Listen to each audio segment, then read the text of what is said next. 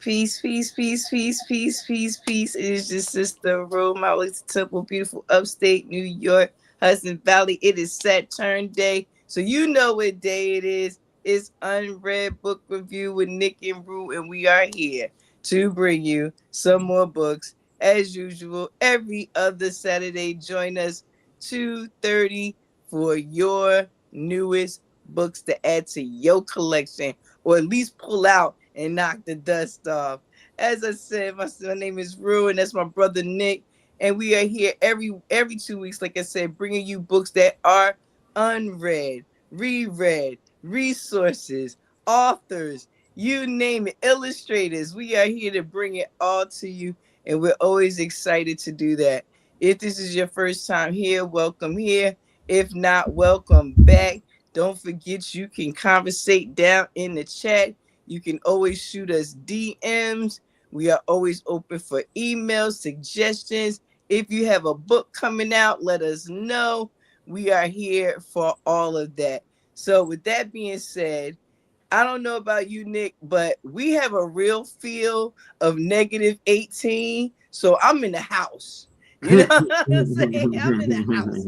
And what I mean by I'm in the house, that means I'm in the house and I ain't trying to go out. So some good books, some good recommendations. That's what I'm here for. So Nick, tell us what you got going on. How was your week and what do you have for us this week? Man, it's been a great week, but a very busy and tiring week between wrapping up the midpoint of the school year with the marking period and midterms. And then on Thursday night, this past Thursday, this past Thursday, I had a great time on Big E Astrology with my man Big E and Queen B, Melinda Valentine. Yes. We're talking about our projections and analysis of the Super Bowl that will be happening tomorrow from a numerology and astrological perspective. So we had a great time on Thursday doing that. And hey, it's not too much different from where you are up on the rock there. You said -18. It feels like -13 here, according to my weather app. So yeah, we're going through it too. Them high gusty winds, and I would prefer to be in the house, but I'm not completely in the house today. So fortunately, I had to go out in it, and now we'll probably have to go back out into it later on this afternoon. But I'm brace myself for it. But yeah, it's winter is definitely hitting hard, and we know that it's important and is necessary for the seasons to go through the cycles, and for us as humans to go through our seasons and cycles. But geez, like could it be a little less brutal, a little less intense with the seasons? Come on now. and then also happy belated Divine Day to MaWu Lisa over there, because I was getting ready to bring up Groundhog Day. Her Divine Day was on Groundhog Day, and that Groundhog said it's going to be six more weeks of winter. So no early springtime, but I don't think we need the groundhog to tell us that based on how it's feeling outside. Shoot. I know that's right. I tell you like this, I wasn't trying to go outside. I ran back in my hole. I was like, oh, okay, I'm good. Thank you. Yeah. You wasn't trying to see if you could see your shadow out there or not. You was like, nah, I can see my breath. I can see my breath. I don't need to see enough. But what? I didn't know what was going on. Yep. That is enough for you, But I am glad it's the weekend. Able to catch up on some rest after a tiring week. So, but we're here. It's the weekend. It's an unread Saturday, and that's always a great Saturday to talk about books. So let's get into it. Yeah, listen, I'm ready. And like you said, look, if you don't have to go nowhere, don't go nowhere. Curl up with a book. That's always my suggestion. And it's so crazy because I just want to address that real feel thing. When I was growing up, we didn't have a real feel kind of, forecast. We just knew it was really, really, really, really, really, really cold. You know what I'm saying? Mm-hmm. And with these wind gusts, I'm like, oh yeah, now I understand. I understand if I didn't understand before. Those wind gusts make all the difference, man. It will cut through you like a knife. Jack Frost and his cousins not playing right now. So they can have all of outside. I'm inside. But I'm excited to see what you have for us this week. I'm excited. I've been thinking all week, like, okay, I know it's not a surprise me week, but we still didn't know right away what we were going to have. And so it's always nice to get here and be surprised, just like everybody else. Yeah. Because I think, as far as you know, you only know the title of my book. You don't know much about it because I shared my title with you shortly before the broadcast. So you didn't quite have time to look it up and see what it was about. Right. But as you told me offline, I'm going to go first this time. Oh yeah, because I'm excited because it always ties in. That's the beautiful part of us not discussing our books sometimes is I always love to see how they're going to connect. And when you did tell me, I was like, oh yeah, he should go first because this ties into it. So I'm excited about that. All right. Okay. All right. Well, my offering for this episode, I forgot to put it up on the banner, but I'll put it up on the banner as I'm going along. But my offering for this episode, as you see in the title, it's actually they don't know unless you read the description. You don't know whose is whose. So unless you read the description, you wouldn't know which one was mine and which one was Roo's. Yes. Mine is the one that says mass media in the changing world. And I know I have my virtual background actually I can I do have an image I can upload here because I use the image to create the thumbnail. Nice. So I can pull up the image of mass media in the changing world, subtitle History, Industry, Controversy, 3rd edition by George Rodman. So let me pull this up and add that to the stage. And there's the cover of the edition I have, the 3rd edition, Mass Media in the Changing World. Okay. And on the cover I can't see it there, but I hope the audience, make sure to check in with our audience, make sure they can see it. Yep. And I'll open up the control panel and make sure it's showing there. But yeah, you weren't able to see it the last episode either. I think it might be no problem. Yeah, I think it might be because you're on the phone or the tablet. Okay, awesome. Yeah, but yeah, it's up there. Yep. Great. And I'll describe the this cover too. So there's a image of a woman. Her back is facing us, the viewer, and in front of her, it looks like some type of screen. Like, how you go into one of those security rooms and they have the camera set up in different rooms and they have the different screens in the different rooms. She's looking at a screen like that with various panels, and one of them is kind of forming like not a mosaic, but in one corner there's a hand holding remote.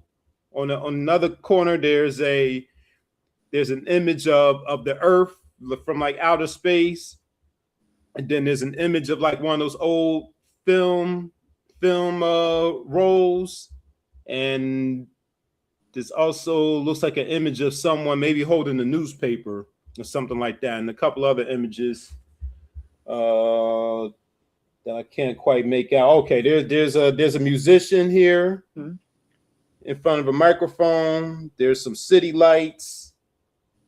It looks like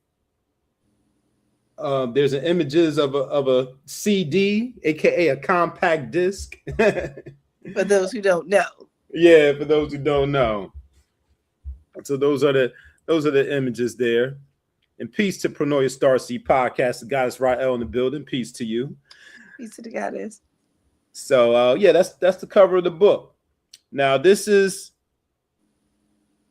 what makes this book unique compared to other offerings I brought is that this is my first time bringing a textbook to UnRead.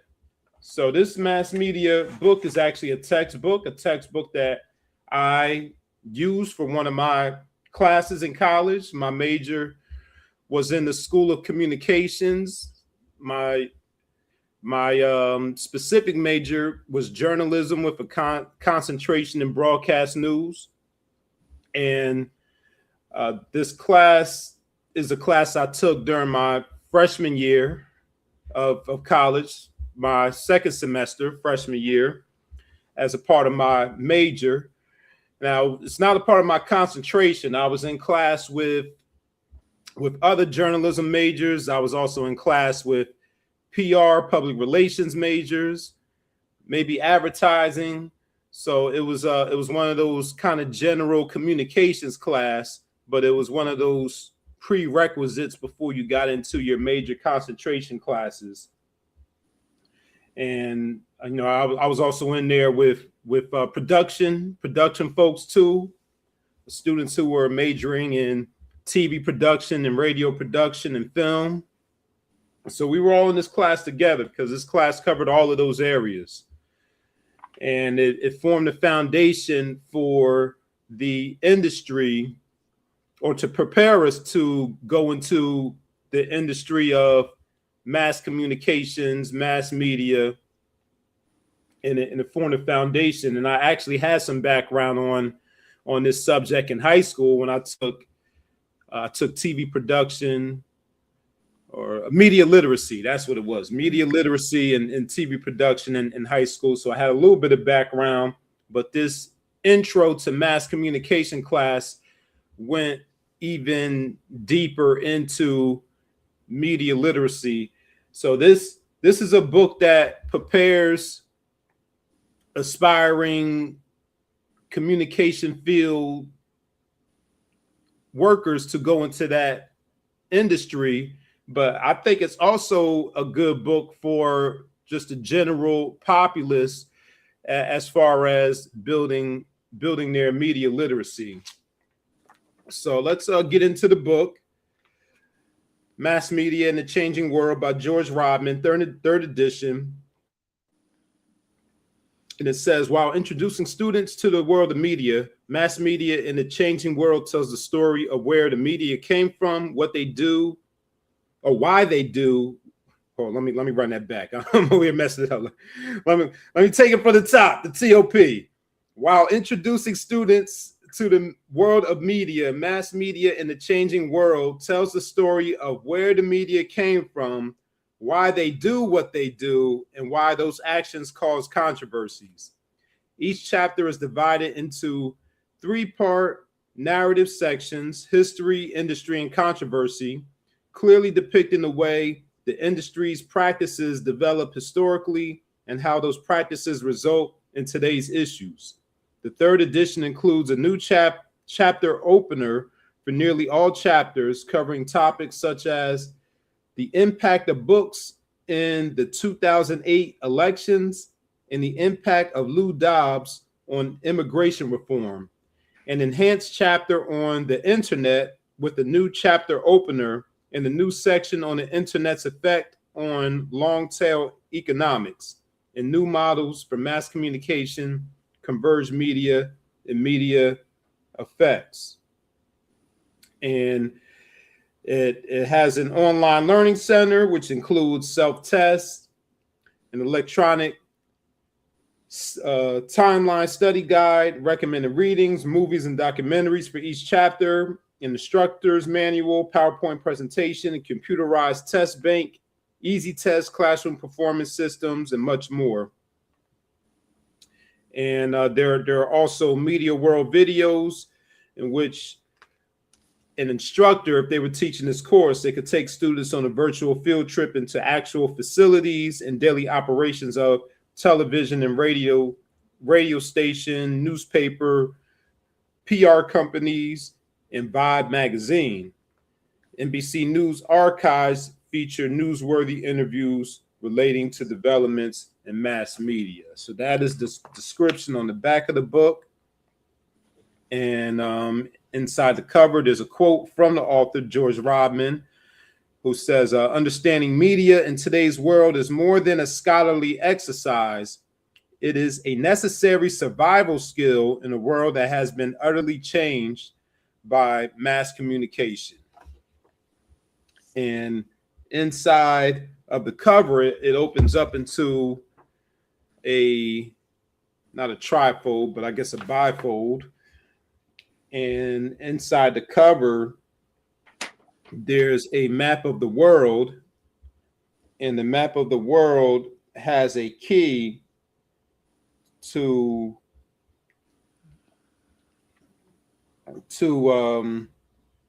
globalization, mass media and globalization. There's a mass media and globalization map on the inside cover. Matter of fact, I'll take down the virtual background so the folks can see it. Yeah, just don't look at my background, everybody. Don't look at my background. Okay. All right. So nothing but books, and you talking about don't look. You can see my bookshelf, but don't be looking at the rest of my the rest of my home here. You know, I know it's a little bit of a mess, but yeah, there's the globalization map there. And what exactly is that showing us? So this is showing us.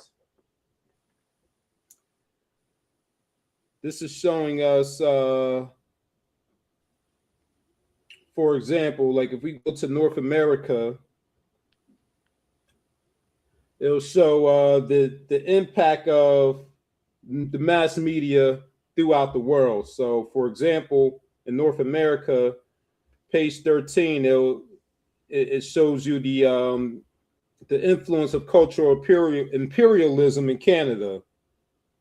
And then you have cultural imperialism in France when you go to Europe. Then you have like global perceptions of the United States and Argentina when you go to the South America map. And then you have the page numbers here, so it'll take you to those page numbers in the book to read the information or the commentary on those regions around the world. Book censorship, movie censorship, early radio in Europe and the Middle East, global cinema in Central Asia, book censorship in Morocco and Africa. So different information about the mass media in there. But let's get into these chapters. Yes. In this textbook, did it take you through the whole semester, or did you just do it in segments? Yes, we went through the entire textbook in the semester. Okay. Yeah, went through the entire textbook. And I was one of those college students that actually did the reading. I actually did the reading, and you could tell I did the reading because it is there's quite a few highlights in here. No, really, I can't imagine. Yeah, because the narrative is especially in undergrad, young people don't read in college. Is the narrative. It's probably even less reading now than when I was in college. Probably. Okay, so let's learn a little bit about George Rodman, since he's here at the beginning, right before the table of contents, to see what his qualifications are to publish a book on mass media. See if he's qualified to to have written and put this book out. So let's see. So George Rodman is a professor and chair of the Department of Television and Radio at Brooklyn College of the City University of New York. He's taught at NYU, University of New Hampshire, Adelphi University, Hofstra University, Illinois State, Cal State, Polytech, University of Southern California, USC, University of Maryland, Far East Division. So he's done research on the role of humor in human communication and the effect of communication technology on psychological well-being. He's authored and co-authored and edited several books, including Understanding Human Communication, Mass Media Issues, Making Sense of Media, 4 books on public speaking. He's written for newspapers, magazines, journals, film, television, radio, multimedia programs. He's appeared as both host and guest host on local television programs. He's listed in Who's Who in Entertainment and Who's Who in Education. Serves as the faculty advisor to the Excelsior, one of the competing campus newspapers that was named 3rd in the nation by 2005 Princeton Review of America's Best Colleges. Emeritus Bernard H. Stern Professor of Humor. He's won the Brooklyn College Award for Excellence in College Citizenship. He's been voted favorite teacher by graduating seniors several times. Yes. Most recently in 2008. Let's see. It's okay. In a way, Rodman is genetically predisposed to an interest in mass media. His grandmother was a first cousin to and grew up with Hollywood mogul Cecil DeMille. His grandfather was a personal lab assistant to Thomas Edison and was later president of the Radio Manufacturers Association. Wow. Yeah. It's not super okay. That sounds like what your resume gonna sound like at one point with all your students. Right, you're right. Okay. It's okay. All right. Rodman is not the superhero, also known as Goldenrod, in spite of the biography available at mythosys.com. For example, while it is accurate to describe him in normal form as an average-looking man with blonde hair and hazel eyes, usually seen in worn faded jeans and a ratty t-shirt and sneakers, it is not true that a drug experiment turned bad caused the skin to glow with a golden hue. so apparently that's that's on the internet somewhere about well, about if it's on there, it has to be true. Right. Yeah, that's right. That's right, Rael, UND. Yep, he's a professor at UND. Yes. Yeah, because that's your stomping grounds, your neck of the woods. Yes. Maryland. Maryland. Yeah. Maryland. Yep. So this book is broken up into 5 parts, 15 chapters altogether. Part 1 is an overview of the entire work, the entire book. Part 2 covers the print industries, books, magazines, and newspapers, which we still see books. Books are still being published and printed. Magazines, they still have the magazine stand when you go into the drug, the pharmacy or even to the bookstore. They still have magazines. There's a handful of newspapers, but newspapers have been fading away. So you don't see many newspapers. Definitely not as many as you used to see 10, 20, 30 years ago. A lot those companies are still around, but they have moved online and eliminated the print versions of their publications. Right. Part 3 is the electronic industry, and I didn't give you the publication date on this book because it said most recently he was voted favorite teacher in 2008. So I think it would be important to give some context of when this book was published. So this book was published in 2010. So that's why we're still talking about newspapers and the print industries, and him being the favorite teacher most recently in 2008, because this book came out 2 years after that in 2010.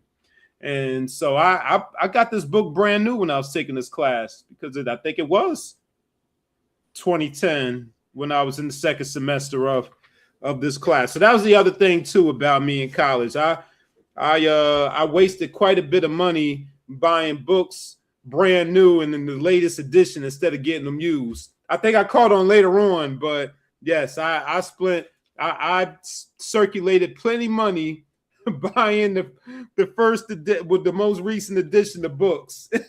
Oh, trust me. I think everyone has felt that pain. Trust me. Yes. So yes. Oh yeah, I was going through the table of contents here, or the major parts. So part 3, the electronic industry, covers movies, recordings in the music industry, radio, television, and the internet. Part 4 is information and persuasion industries, electronic journalism, public relations, and advertising. And part 5 covers media law and ethics, media law and media ethics. And that's important to, for me to make note of here about part 5. I took a completely separate class. So there were other courses that went more deeply into some of these topics here. I mentioned my major was broadcast journalism. So obviously I went into classes that went more deeply into reporting the news and reporting and producing the news for different platforms. My concentration was broadcast, but this was a time where the industry was moving towards multimedia journalism, in which you have the convergence of video, audio, and written with the advent of the internet. And shortly after I graduated from college in 2013, maybe a year or a couple years after that, the concentrations consolidated into multimedia journalism, because my concentration was broadcast news, but there was also print journalism, and I think there might have been one more, but those all converged into multimedia journalism, to where if you are going into the journalistic industry, you need to have all of these skills. You have to be a print, a broadcast, and whatever else in order to adapt to this industry. Mm-hmm. But part 5, media law and ethics, I also took a class, or a class was required for us to take on media law, communications law. So that class went more deeply into media law and media ethics. But I took a radio production class, chapter 8 is radio, but it focused more so, but that class focused more so on how to use the technology and the equipment to create different types of radio products. And that was another one of those classes that was required for different concentrations, and we were all mixed together with different concentrations. So the journalism people were also in there with the audio production folks. So we had to do different kind of projects. We had to do a newscast. We also had to do radio drops, advertisements. So this book is giving you an overview to all of those avenues and vehicles of mass communication. So that's the brief contents, and then there's a more detailed contents in which each part in each chapter is broken down into subcategories. So this book, like I said, this book formed the foundation for the rest of my coursework in communications and journalism. But since this is unread, let's go into the chapter on books, which is in the print industries. And books are known as the durable medium in this book. It is. Yep, on page 57. And one thing that I remember from this book that I still kind of bring up today when I speak to either my students or just in general conversations was learning the difference between illiteracy and alliteracy, and finding out that alliteracy was a thing. Woo! Yeah. So that's something that I took away from this class, and I still remember without even opening up this book is learning that illiteracy is the inability to read, while alliteracy is having the ability to read but choosing not to read. I know a lot of folks that's dealing with that, boy. Mm-hmm. Yep. We ain't pointing no fingers. Is nobody here unread though? All of our listeners, they read. Mm-hmm. Exactly. So the book chapter, it covers everything about books. It starts with the history, a brief history of books, when the first books were printed or the early forms of books. Then it goes into, so it gives like a timeline of that from and up to the current day. We have a section on paperback books and the early paperbacks, those dime novels and pulp novels, mass market paperbacks. Oh, I gotta show you this one right here of the formula for mass market paperback novels. You'll get a kick out of this one right here when I show you. Oh goodness! Now you're trying to age me. Oh no! Oh no! This is before your time. Don't worry. This is before your time. It better be. Yeah. So they're talking about mass market paperbacks, and they're showing you the formula for mass market paperbacks during the this is probably during the 1940s or the 1950s or something like that. But the caption says the formula for mass market paperback novel consisted of a human interest story, a sexy cover, a low price, and mass distribution. and this mass market paperback is The Three Gorgeous Hussies by Jack Woodford. Not Hussies. Yeah, Hussies. That's an old throwback right there. Yep. Oh, you gotta love that. Hussies. Wow. Yeah, Hussies. I don't know. Maybe we should get our guests to drop in the content. And down in the comments, how many times they heard the word hussy in their life. Right. I know I heard it when I was a kid, but I ain't heard it as of recently until now. So that is funny. Yep. So they talk about marketing the paperback and the emphasis of the sex and violence formula to market paperback books to the public, and distribution was a very important part of the marketing that they talk about. They talk about conglomeration and globalization, which I'm sure covers not only the book industry but also radio, TV, conglomeration and globalization, ebooks, audiobooks, and then understanding today's book publishing industry. It's quickly changing all the time. Yes, it is. So I'm sure what's in here is probably outdated. Some of it. Absolutely.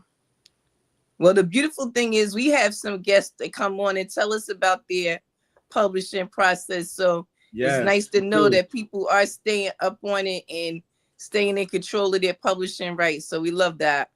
Yes, true indeed. Yep, to keep us to keep us abreast and up to date. Absolutely.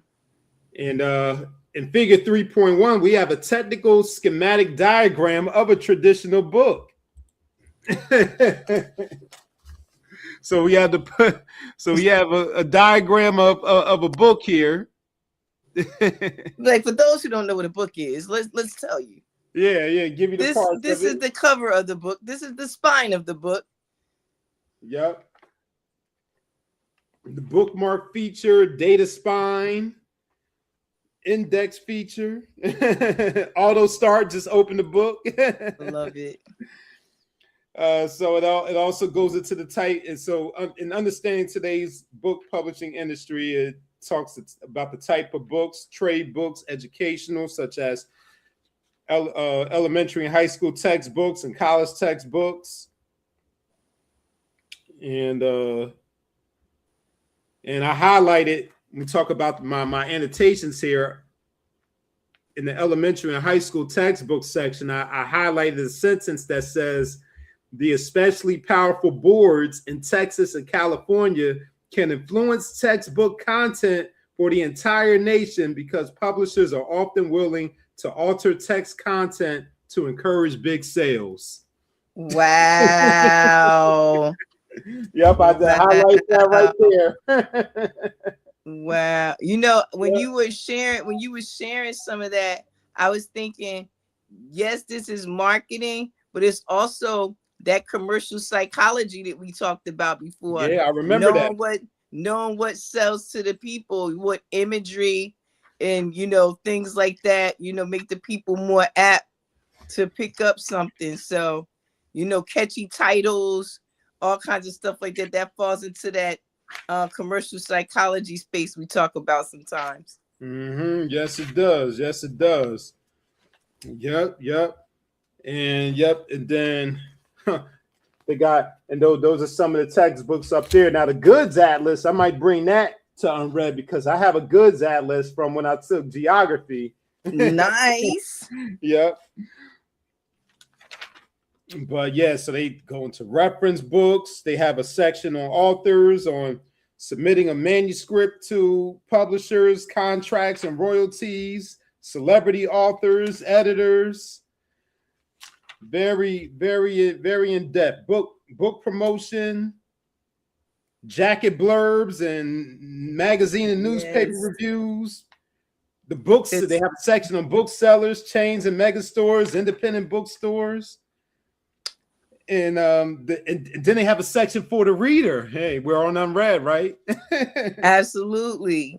So they have a section on types of readers in here and types of non-readers. That's where I got the illiteracy and illiteracy from.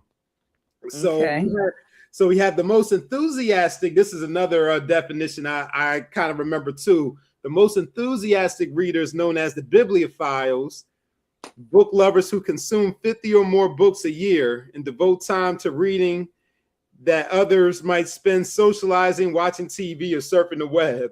That might fit us a little bit. That might fit us just a tiny bit. Yep. So they have bibliophiles, they have casual readers, those who enjoy reading but find the time to read only a few books a year.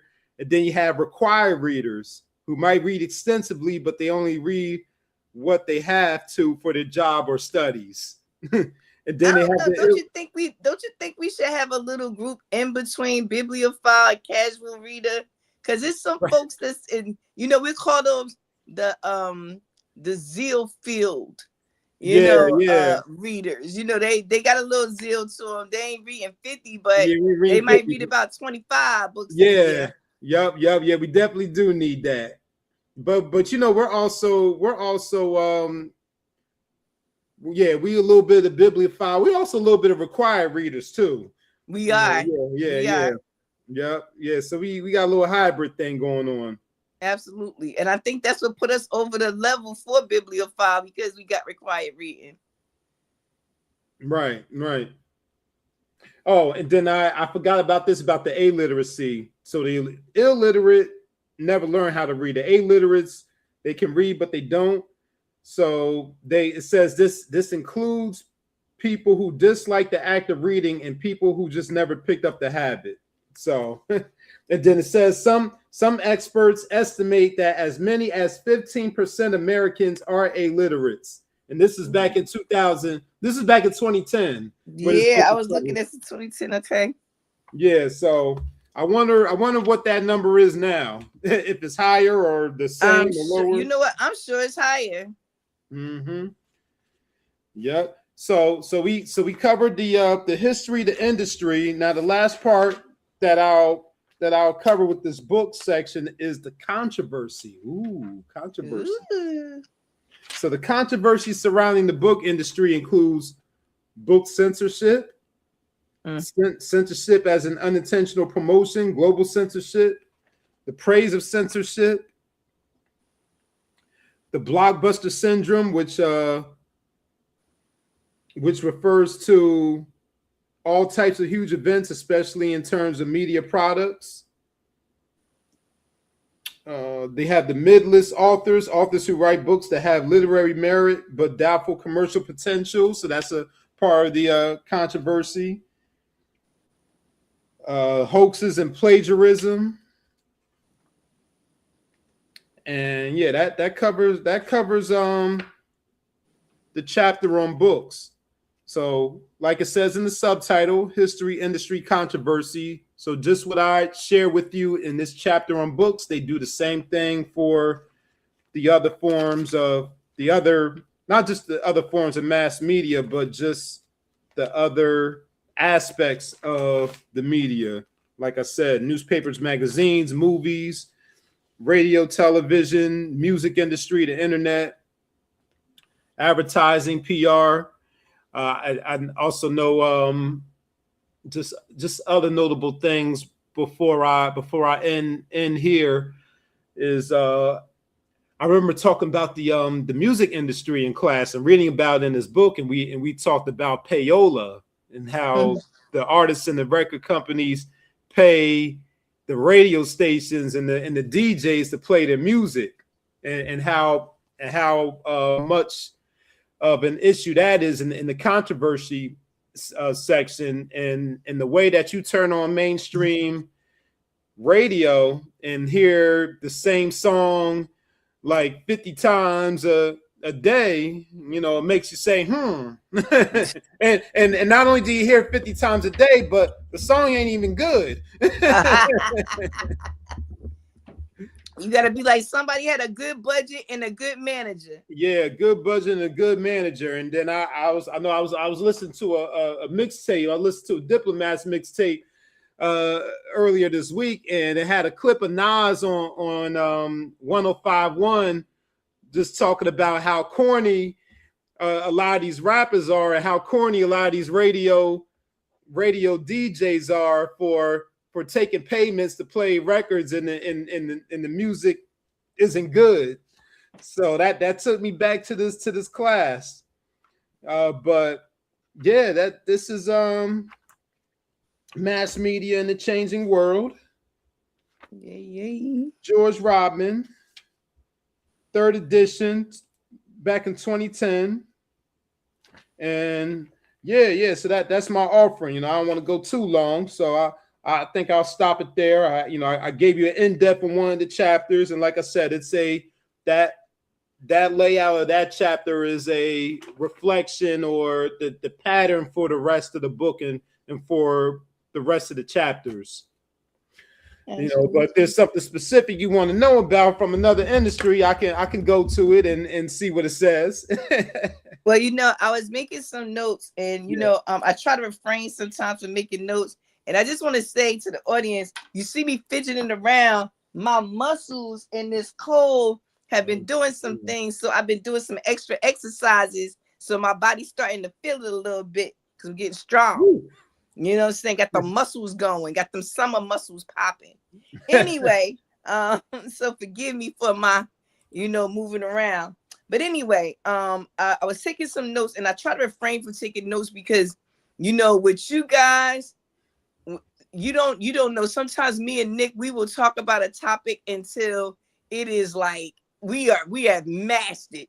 We be coming from every direction, asking questions and all kinds of stuff.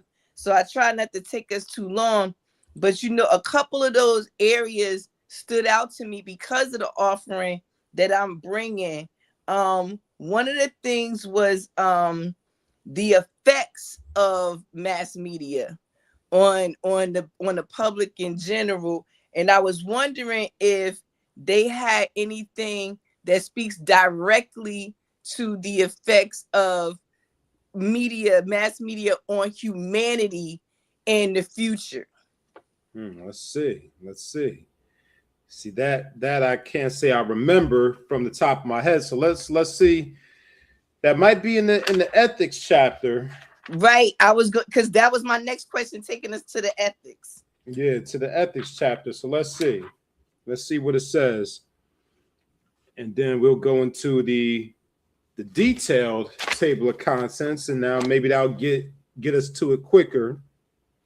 So this is dealing with media law, okay, protection and rights, censorship, conflicting rights. Sorry, media ethics, understanding you'll like this, right? You'll like the subtitle to the media ethics chapter. So chapter 15 is called Media Ethics, Understanding Media Morality.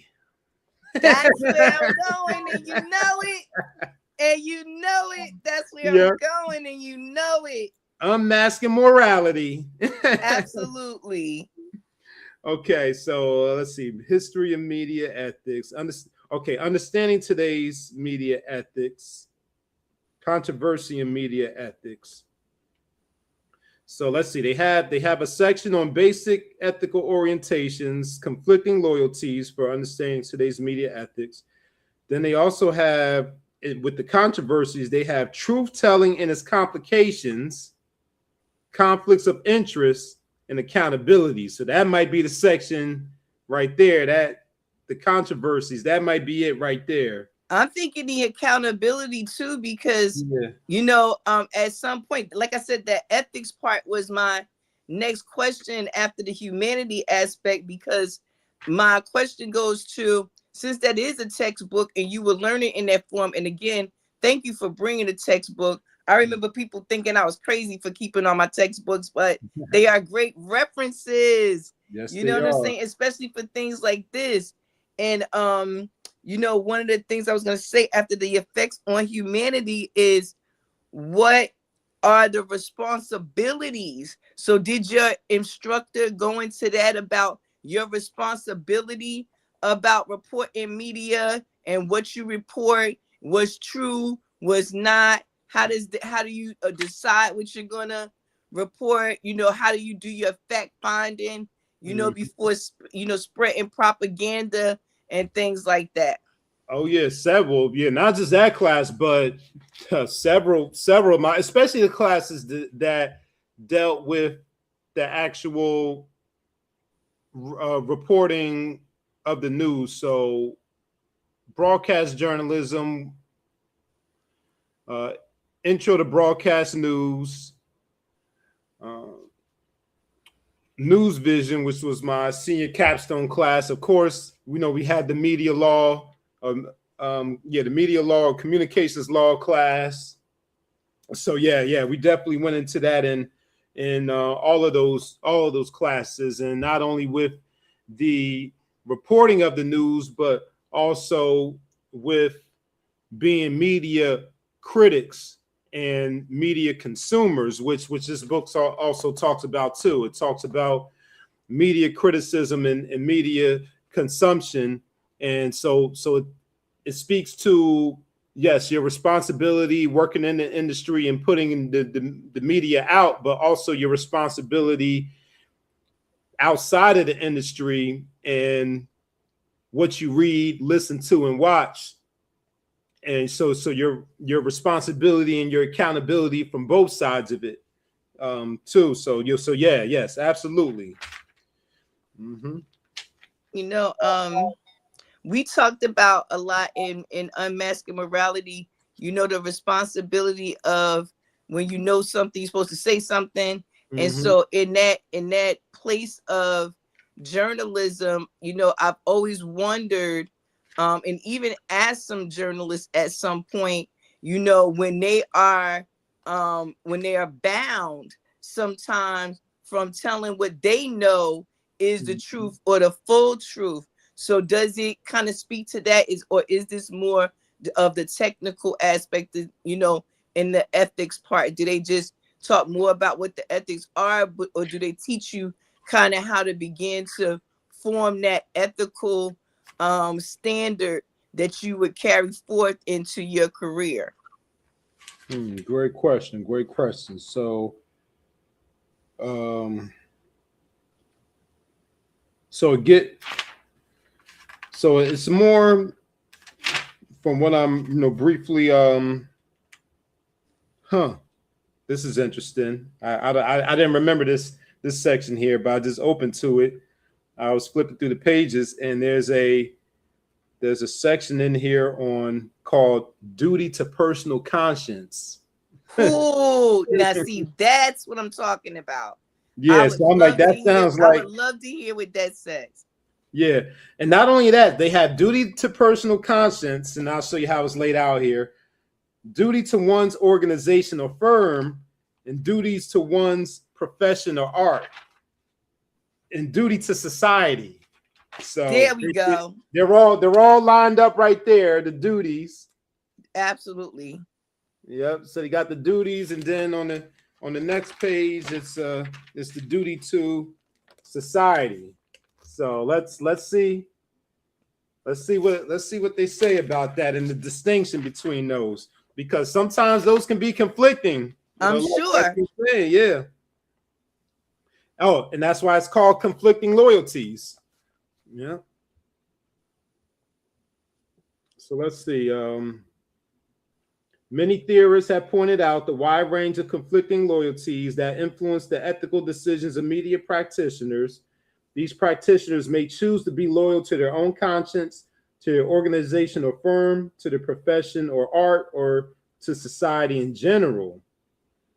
Let's see.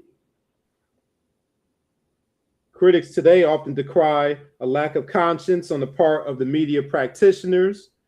Replacing it, they say, is a type of careerism in which professional success is the ultimate good, even if that success is attained by ignoring ethical considerations. Those who exploit sex, violence, and stereotypes in news and entertainment are often held up today as being deficient in conscience. So it sounds like they're describing, or they're explaining or describing what each of these duties or loyalties mean.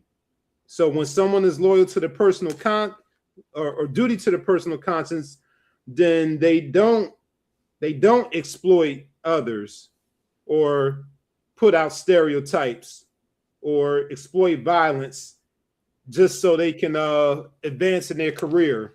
Right. So someone who's lacking in that area of personal conscience, they would exploit others, for their own career advancement. Now, duty to one's organization or firm, most media practitioners feel loyalty to the company or organization that signs their paychecks.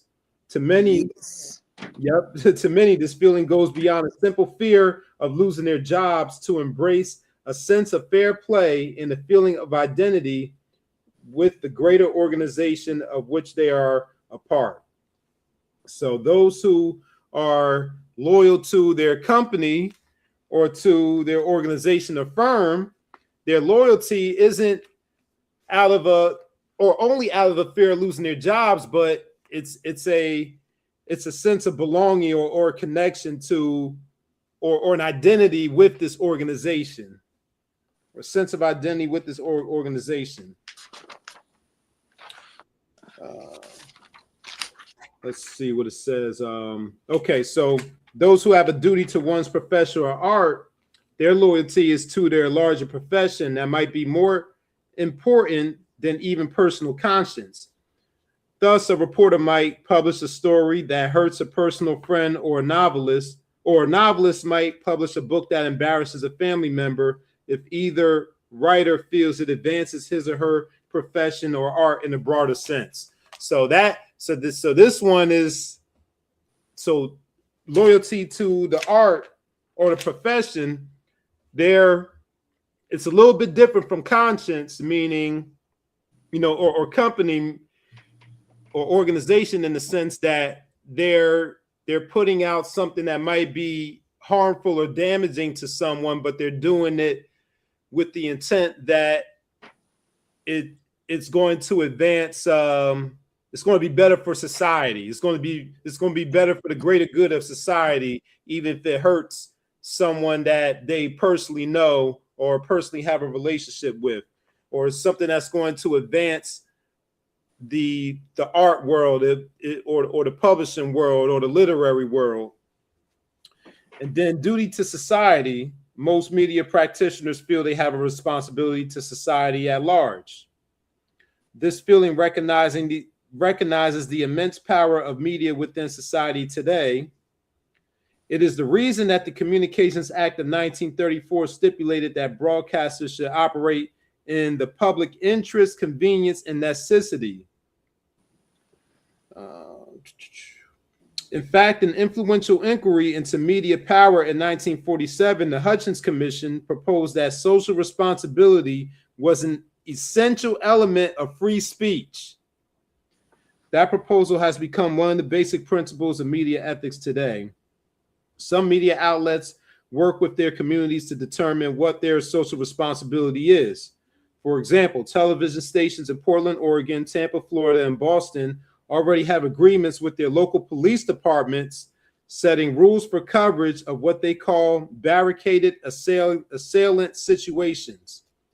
These agreements set distances for how close news helicopters can get to the scene, and ban the live broadcast of special weapons and tactics, SWAT teams, and actions. They also encourage the use of pool cameras, in which several TV news organizations share one camera crew. This avoids the chaotic congestion of a media circus in which every imaginable outlet brings its own video crew. In exchange, the police agreed to allow pool cameras better access in locations than they allow individual news cameras, individual news crews cameras. So, yeah. That's not my industry. Mm-hmm. However, because of being in the industry we are in, and part of our personal mission of uplifting, follow humanity by any means necessary, free speech obviously is important. And my quandary, my confusion always goes to said reporter. Now, I'm not saying anybody can't get their money. Get your money if you get your money. But said reporter, if you're given a piece of information that is a blatant lie, or is withholding the truth, or can is causing harm somewhere, where do you draw the line? Is it I very rarely have seen and you gotta remember, I grew up with the news and all that good stuff. We had all the news back then, the newspapers and everything. My brothers were newspaper boys, so we always had the newspaper.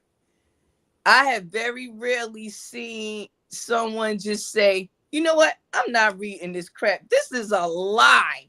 And I'm trying to remember the name of the movie. I was sitting here beating my head up, trying to remember that one movie where they all were yelling out the window, I'm angry as hell, I'm not going to take it anymore. You know what I'm saying? And they was just like, I'm mad as hell, I'm just not going to take it anymore. It's just like, when do we say, media, we are holding you accountable for telling us the truth? You telling us lies.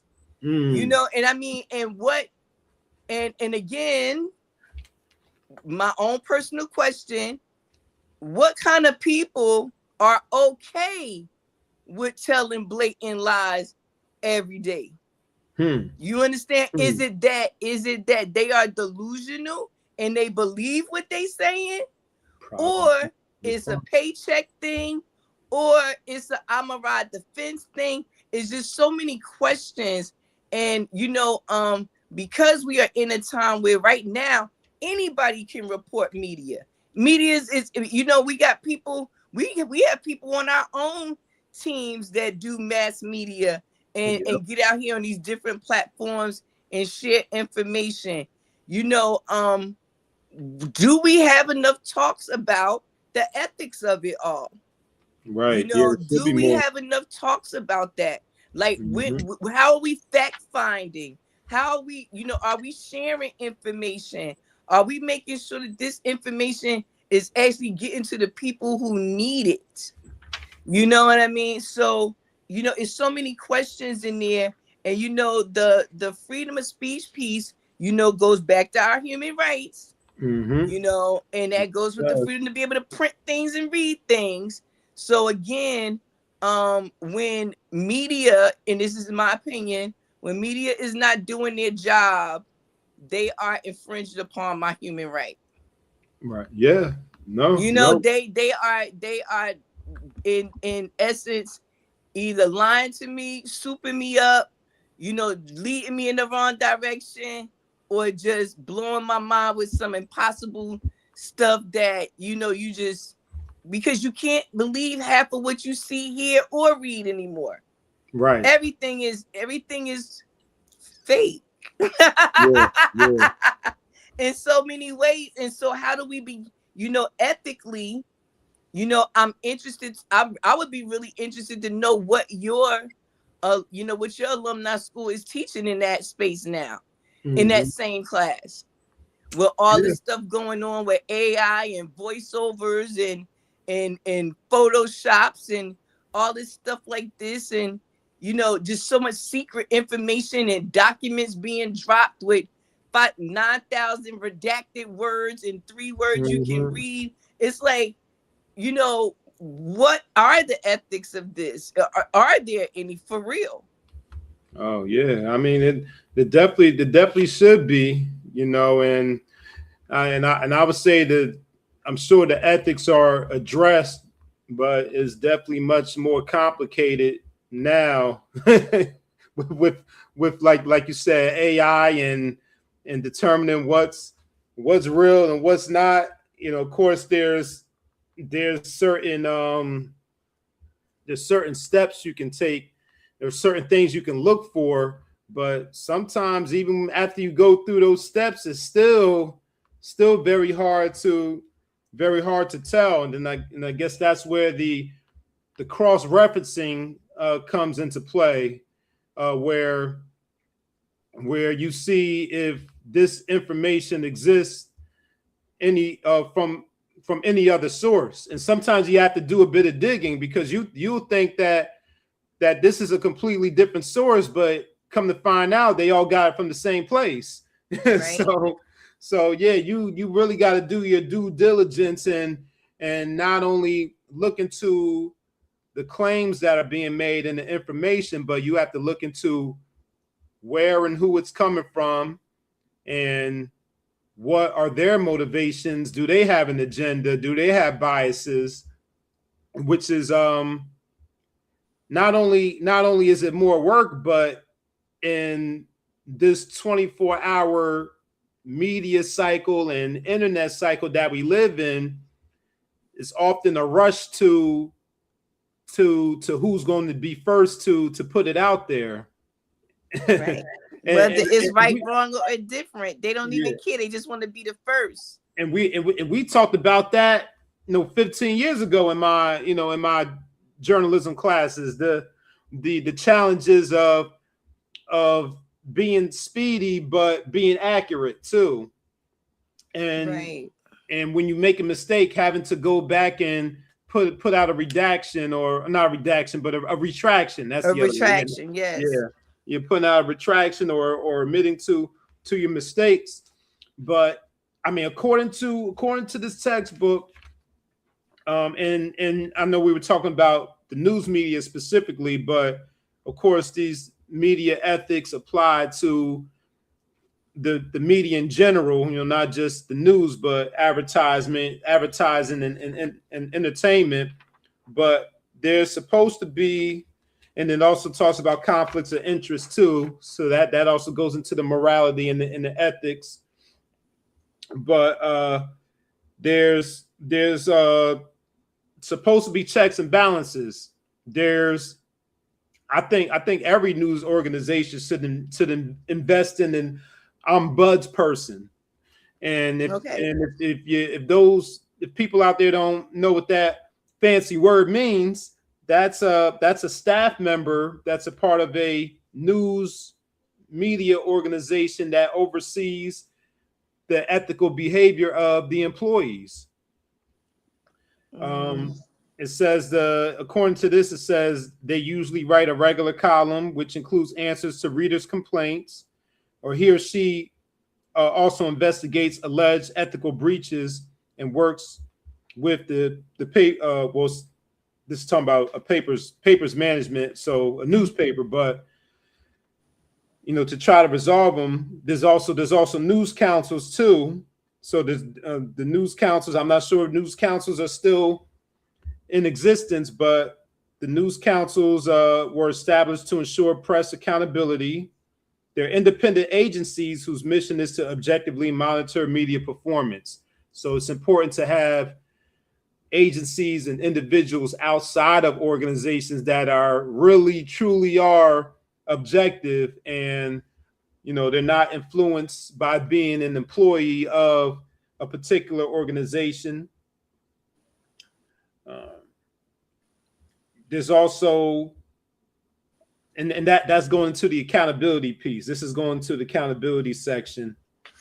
And then, corporate owners and corporate censors, the implications of those corporate owners, citizens groups. So the media should be accountable to citizens groups, and there should be citizens groups that's keeping the media accountable. Citizens groups are associations made up of members of the public to exert influence, sometimes by organizing boycotts of media outlets or their advertisers. When was the last time we heard of a citizens group? But they got some examples of some in here. Let me see. Nosotros, a group of Hispanic Americans were able to have the Frito Bandito, a cartoon character based on the stereotype image of a Mexican bandit, banned from television commercials. That's a citizens group. Okay. A group of older people calling themselves the Gray Panthers successfully protested the depiction of elderly individuals on television, and gays have influenced how they are depicted through the Human Rights Campaign Fund, Human Rights Campaign Fund, and the Gay and Lesbian Alliance Against Defamation. Says they have successfully challenged broadcast station licenses when they were up for renewal and used public relations tactics to lobby Congress. Action for Smoking and Health, an example, led to the drive against cigarette advertising on television, and the Action for Children's Television was instrumental in convincing Congress of the need to require more educational programming. So I mean, maybe I might be out of the loop, but I don't hear a lot of this going on as far as news councils and citizens groups that are actively, advocating for their interests, or maybe the groups of people who are suffering from the most harm, they're not mobilizing themselves to hold the media accountable. Because what's the saying? How's the saying go? What you allow people to do, they'll do what you allow them to do, or something like that. Mm-hmm. Yeah. I was gonna say, and thank you for sharing that. And I think, like I said, we could go on and on and on about this topic, because just the title of the book alone, In a Changing World, so much has changed even from the time when that book was written. You know what I mean? What you're able to do on the internet and in media and other spaces now is so different. The music industry, my industry, which is the health and wellness industry, ethics is a big thing. Some of the things going on now ethically are rocking people's world. You should hear some of the conversations that take place in these rooms about some of the things that are going on in the health field right now. It would really blow people's mind, from nutrition to access to care. It's just so many things. And you mentioned the citizens groups, and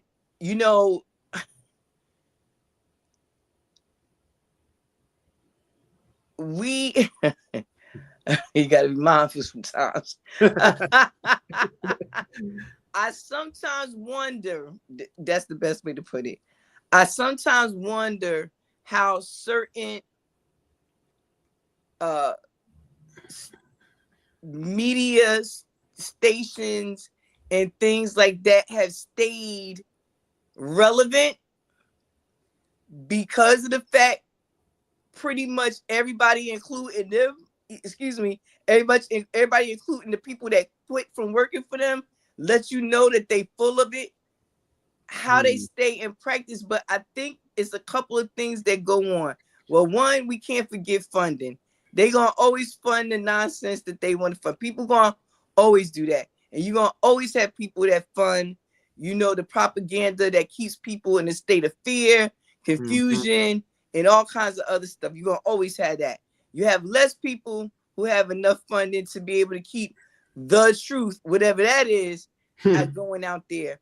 But you find very little funding, and I found it interesting with those citizen groups. You mentioned each of those, and you didn't mention no funding until you got to the LGBTQ community. They did it through civil rights and funding from there. These citizen groups, a lot of times, don't have any funding. And they don't have a leader with a recognizable face a lot of times. And you'll find that certain people don't want to be recognizable faces in these spaces, because those recognizable faces usually become obituary stories. So we find it's a lot of reasons why, even in this change in media where everybody know everything, ain't nobody saying nothing. I said, how do everybody know everything and nobody's saying nothing? It's blowing my mind. It's all the texts and tweeting and recording and picture taking. And you mean to tell me we don't know the corruption, and we can't see where it's at, where it lies, and how to fix it? And I'm not only just talking about corruption, like crime or what have you, but I'm just talking about corruption for humanity, like the way we treat each other on the whole. It used to be a time you did not know what was going on in the town next to you unless you went over there. Now you got somebody reporting from there 24 hours a day, no matter who it is. It could be Keisha, it could be Tyrone, it could be Becky, it's David at the hardware store. Everybody is telling you everything going on, but nobody's telling you nothing at the same time. Or either they're just not taking action. And let me just shout out all of the journalists and people that work in media and mass media of all kinds that go out there and really do the dang thing, because it takes courage. And that's one of the things we talked about in Unmasking Morality. In order to stand up for what you know is right in a space, takes a lot of courage, because there's going to be more people in that space that's not going to say nothing than it will to say something. And they will let you jump out there first. Well, let's see what Tom is going to say. Is Tom going to say it first? If he say it, I might say it. If they don't crush him, we'll all jump on the bandwagon. But it took somebody standing up first and say, this is ridiculous. That takes a lot of courage. So shout out to all my journalism people, all my media people. I appreciate you. I respect you. I support what you're doing. Continue to get the information out there to the people. I don't know who your group is, but get the information out there to them. Because we all need somebody telling us the real deal at some point. Everybody needs somebody telling us the real deal. Because there's a lot of false information out there. And there's a lot of harmful information out there in all the spaces of media, in all the industries. So, mass media in a changing world, absolutely, is continuously changing moment by moment. And I'd love to see what the textbook looks like now and what they've added, what they've taken away, things like cybersecurity, all kinds of stuff I'm sure is in there. And yeah, I mean, that's a fascinating book, Nick. Thank you for bringing a textbook to the table and showing how these textbooks keep us, having conversations even now. Oh yeah, absolutely, absolutely, yes, yes, and special emphasis on the independent media and journalists who are not tied to any type of corporation, and they just tell it how it is from their perspective. So I love that. yeah, Thank you. especially them, because we know not only they're doing the work of telling the truth, but they're doing it with less resources and not having all of those corporate sponsors backing them. So yeah, definitely salutes to them. Or the protection to say these things. Yeah, the protection. You know what I mean? Or the protection, or the safety, feeling safe enough to say what it is you have to say. Like I said, shout out to them all, because it is not easy. Speaking out in this world it'll get you lumped up. You gotta have your lump suit on. Yes it is. Matter of fact, I don't know if I saved it on here, but I wish I knew the name of this organization, but I wanted to shout out there's this independent, I'm sure he's an independent reporter, but I came across his reel on Instagram yesterday, and he was him and his team, they were out there exposing this global child trafficking thing that was going on, just putting the camera in the faces of the people who are traveling with these children, and talking to he was also interviewing the customs officers about all the trafficking that's been happening. So that's a prime example. I just saw that yesterday too, and I wish I would have got the name of the organization or the group that he was working with. But shout out to that organization. Yeah. Shout out to them, because that's exactly the kind of work we talking about. Something going on, who doing it, go ask them questions, shine a light on them. You know what I'm saying? Shine a light on them. How my mama said, tell the truth and shame the devil. That's right. That's right. Yep. But wow, what an offering, Nick. Like, I mean, I have like my book, like what I'm bringing. it's like I'm bringing this side of it too, and it's like I promised myself I was going to try to keep it like light, but it's a heavy topic. And now with you bringing this topic, it's like it showed me just how heavy it was and why I was like it was so important to bring it at this time. But like I said, that textbook, we've talked textbooks. You've lent me some of your textbooks. Yeah, you got the anthropology one. Yes, I have the anthropology book. We'll share some textbooks up in this John for real.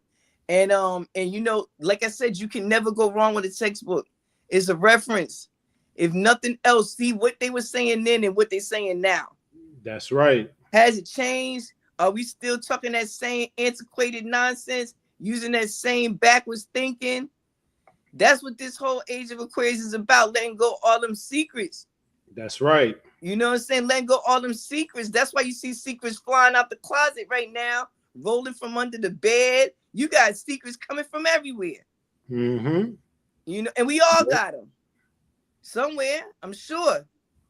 But these big ones, the ones that have corrupted our world, that have in turn corrupted us, in turn harmed humanity. Oh, I can't forget that. Oh no, not at all. Can't forget that. No, will not.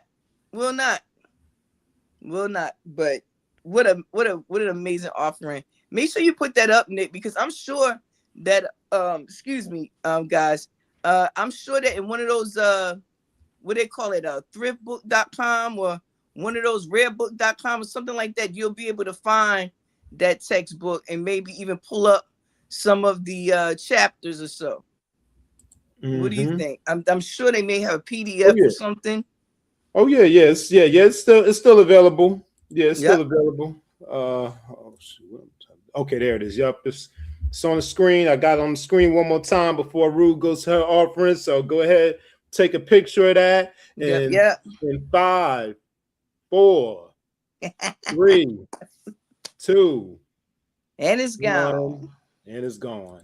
All right, And and it's Rue gone. Check back. Get it out the description. I'm sure Nick will put a Yep. link there. He is good about that. This is Sister Rue, and that is Nick. And as you see, we've been at it. This is Saturday. This is UnRead Book Review with Nick and Roo. We love coming to you every other Saturday, 2:30, with some amazing books. And as you see, he did not disappoint this week. And I pray I don't either.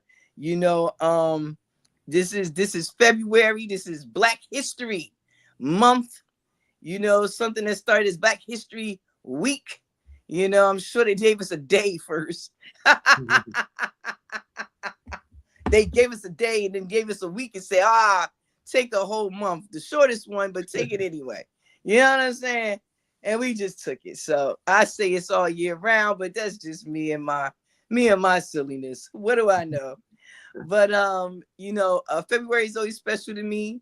One, because it's my divine month, and two, because I love to watch people discuss things that we could be discussing all year long, and they just take it and shove it into 28 days, and I love it. I love it. I love it. It sets the tone for so many conversations. But one of the big things we talk about, and you know, as they say back in the Kufar world, in the uncivilized world, is Valentine's Day. So you know, I could not come to you without bringing something that talked about that. Now, see, we off next week, so Valentine's Day is going to happen in between our conversations. So I wanted to bring this week because the simple fact, I said before everybody get all into their lovey-dovey, giving flowers and perfume and, you know, chocolates and all these good things, secular lingerie, you know, lingerie, all that good stuff. Before they start doing that, I wanted to talk about something else. So Talk about it. I wanted to talk about something else. You know, I wanted to talk about love.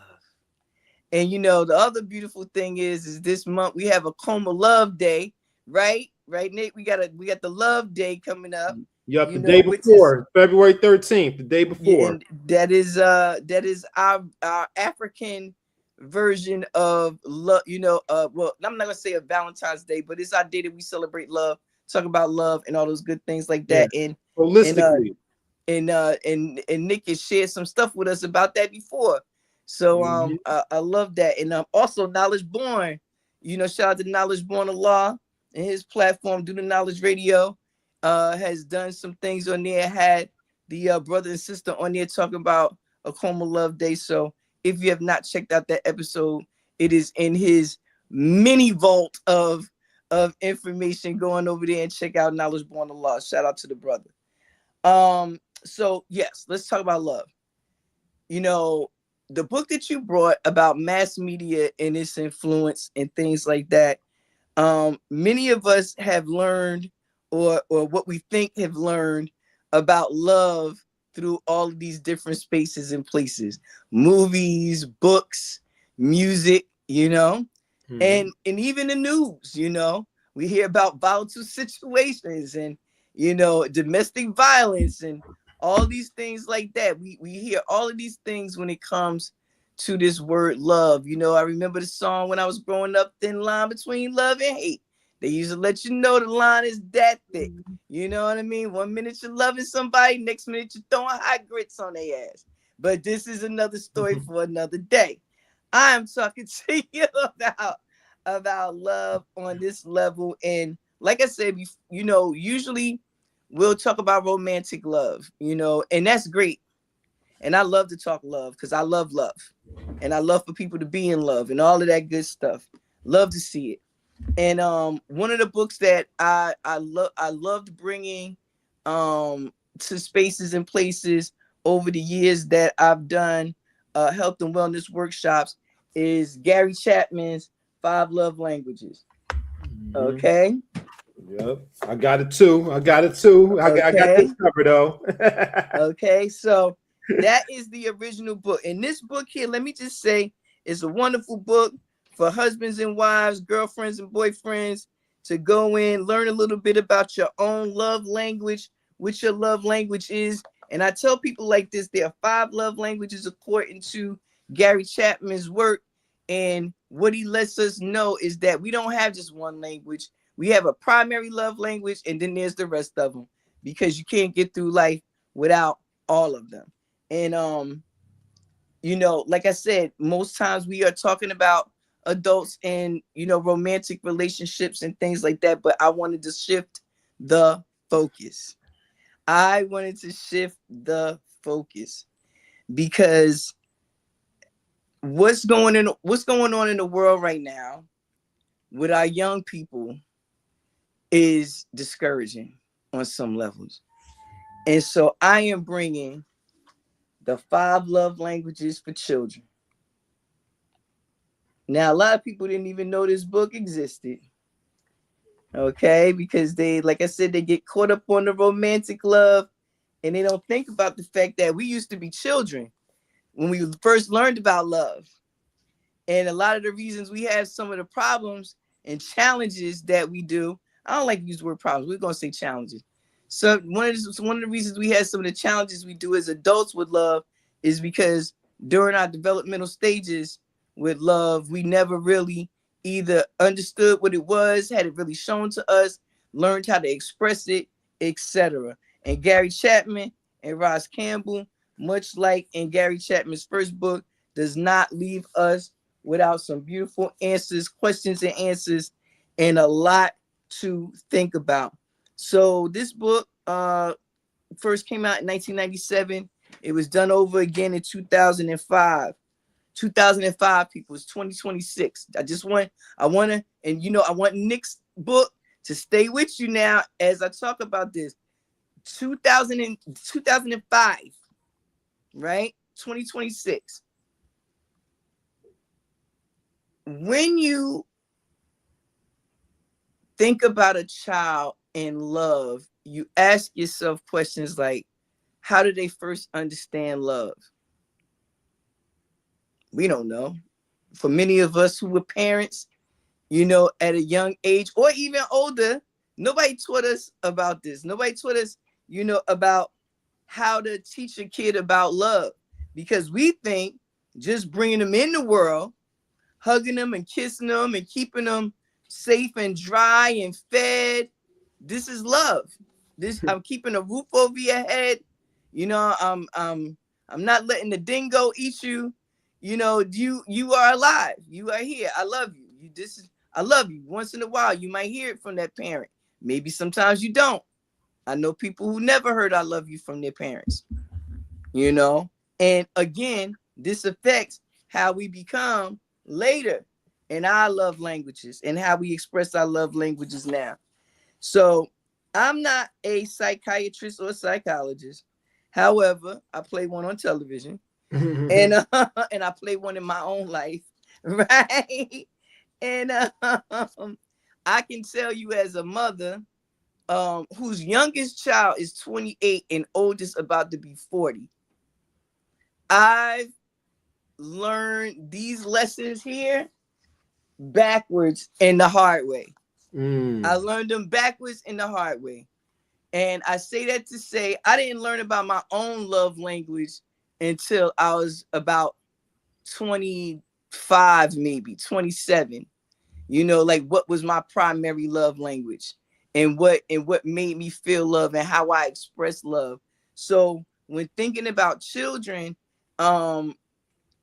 you kind of have to go at it and look at it like the person you're dealing with now and work your way backwards. And that's what I did with my own children. It's hard to do that with your mate because you don't know your mate's whole life. But if you've been with your child their whole life, oh, you can work it back and you can get serious and you can ask yourself some vital questions about why your child is the way your child is, why they act the way they do, why they love the way they do, why they don't love, the energy, the attitude, all of that towards love.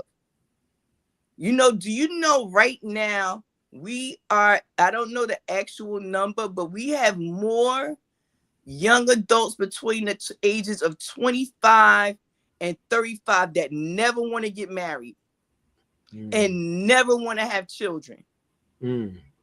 Think about what that means. Think about what that means.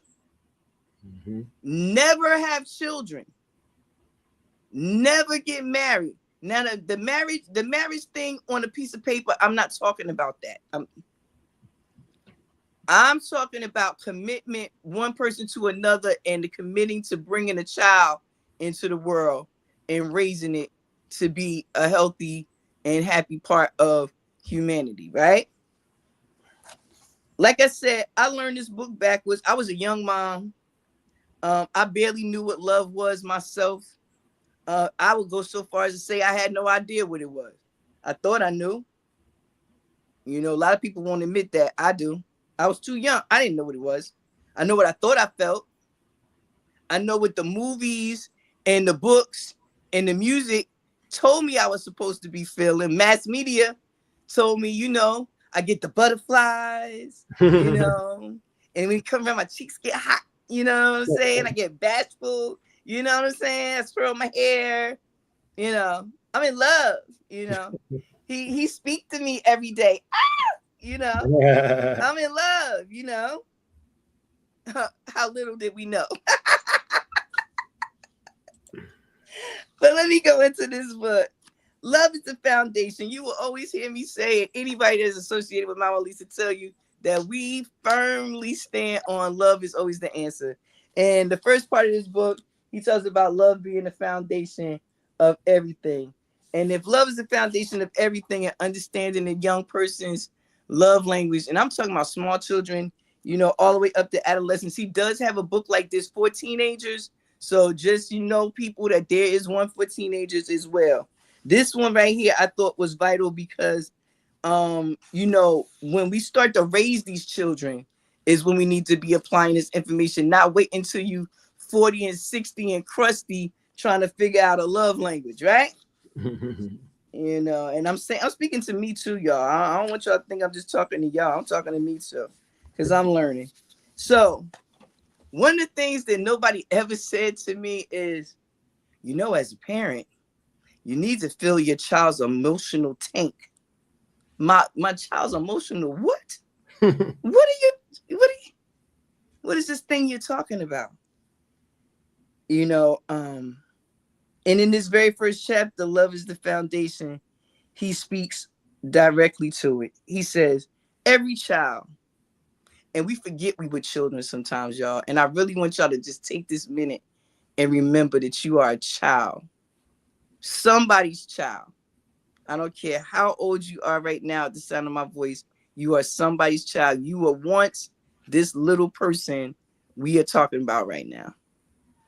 It says every child has an emotional tank, a place of emotional strength that can fuel him through the challenging days of childhood and adolescence. Just as cars are powered by the reserves in their gas tank, our children are fueled from their emotional tanks.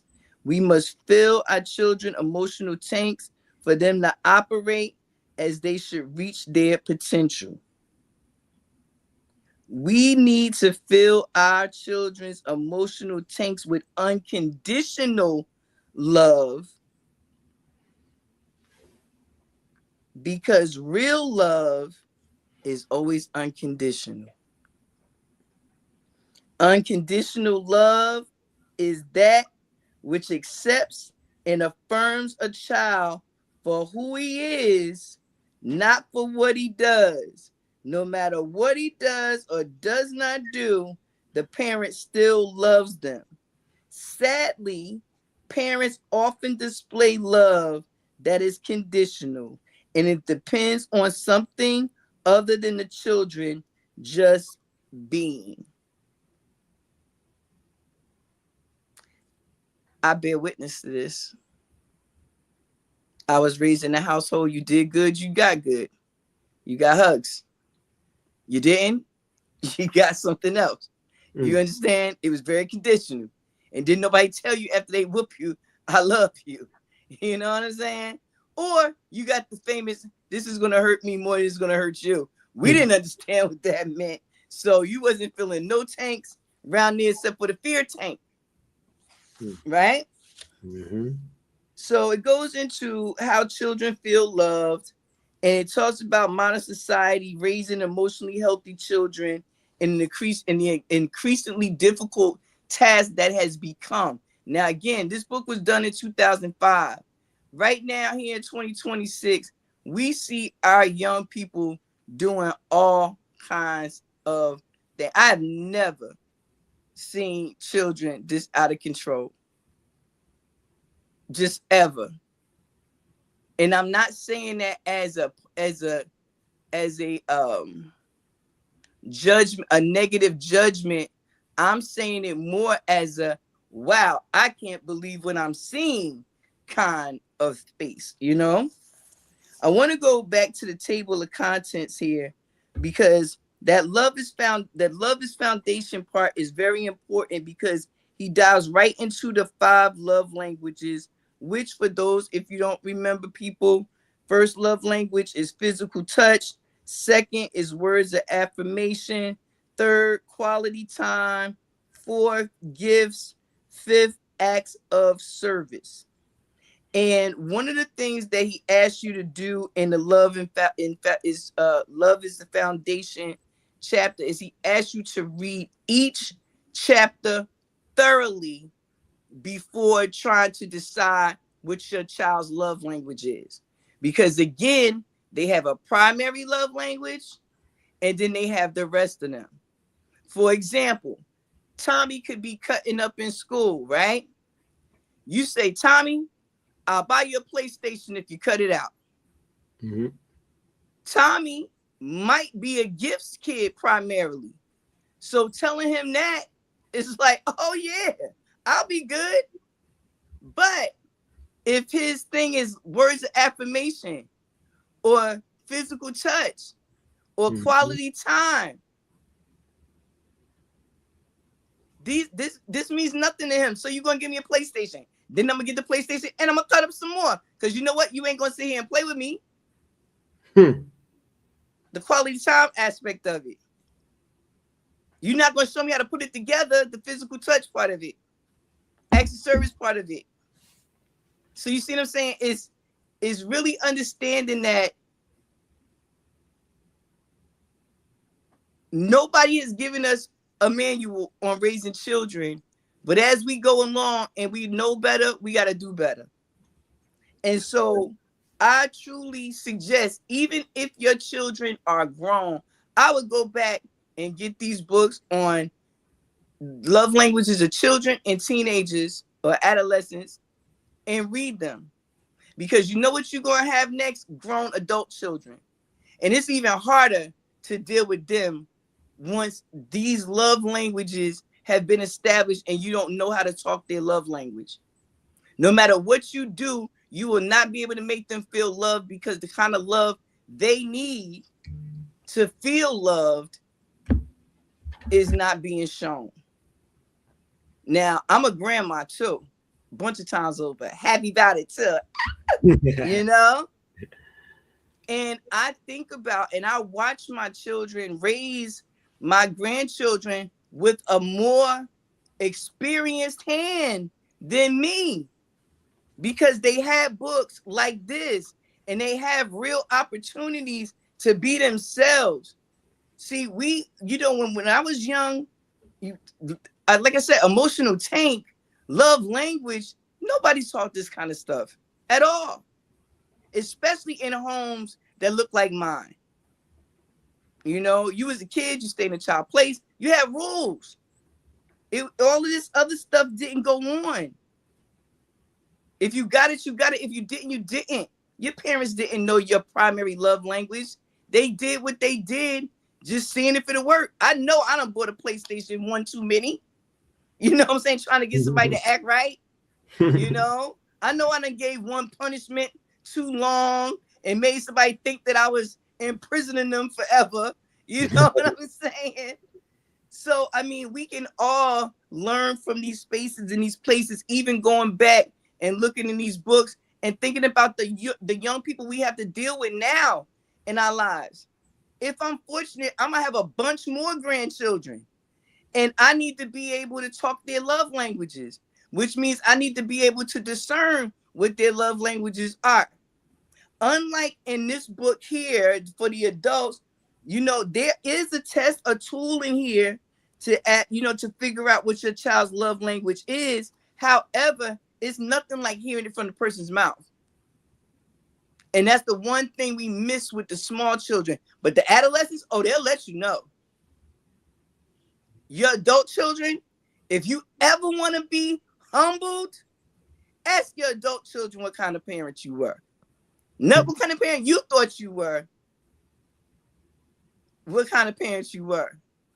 Ask them how you made them feel loved, or if you did. Ask them how they learned to love. Was it from watching you? Or watching TV? Watching the internet, the telenovelas, listening to rap music? What was it? What taught them love? You know? And you know, one song that just popped into my head, everybody that know me know my head keeps music going all the time, 24/7. Just now, I heard, got a rough neck, gotta get a rough neck, got a rough neck, gotta get a rough neck. Thinking I'm about to go get this child, this young man who is considered a roughneck, and that's the kind of love I want is roughneck, you know. What the what? And then if he slides you down the wall, you like, I wonder why he did that. I just wanted some flowers, you know. I just wanted some flowers. I wanted some candy, you know.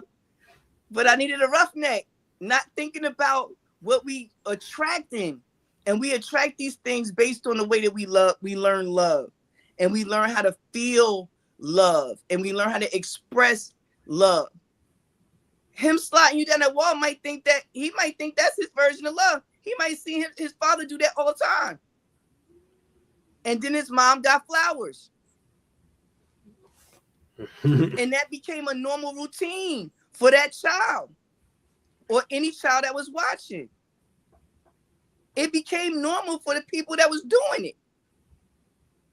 We forget we are constantly unlearning and learning. Well, we should be. You should want to unlearn all the behavior that has deterred, should I say not deterred, that has kept you from being the very best version of yourself. I'm a firm believer that everybody has this higher good in them. Maybe that make me a sucker, whatever. But you know I love love. And I feel like a lot of times, because we can't express, or somebody doesn't understand how we express our love, or we don't know how to receive love, or a person doesn't know how to love us in a way that makes us feel loved, we miss out a lot. And we go on a lot of empty searches. And if we can take a book like this one on learning your child's love language, if we can teach them about their love language early, they know what to ask for or to seek in a mate.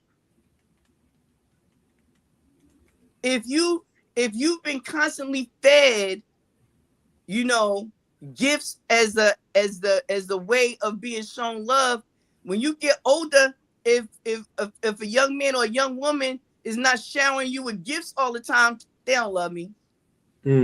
They could have just cooked, cleaned, went to work, paid all the bills, you know, stopped the neighborhood bully from blowing up the car, everything. And it don't even matter.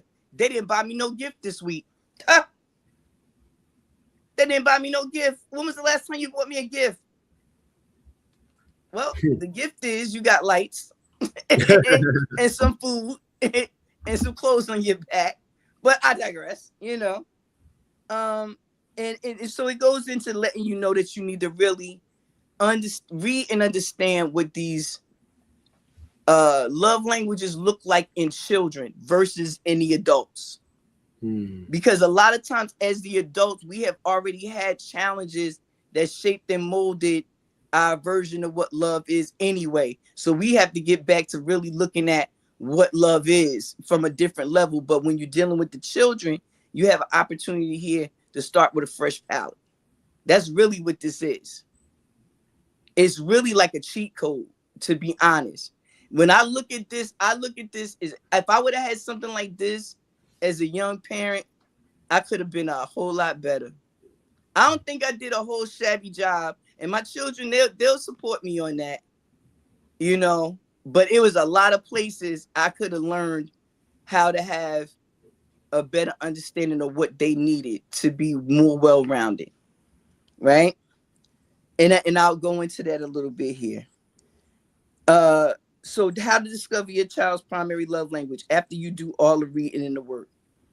The very next thing is discipline and the love languages.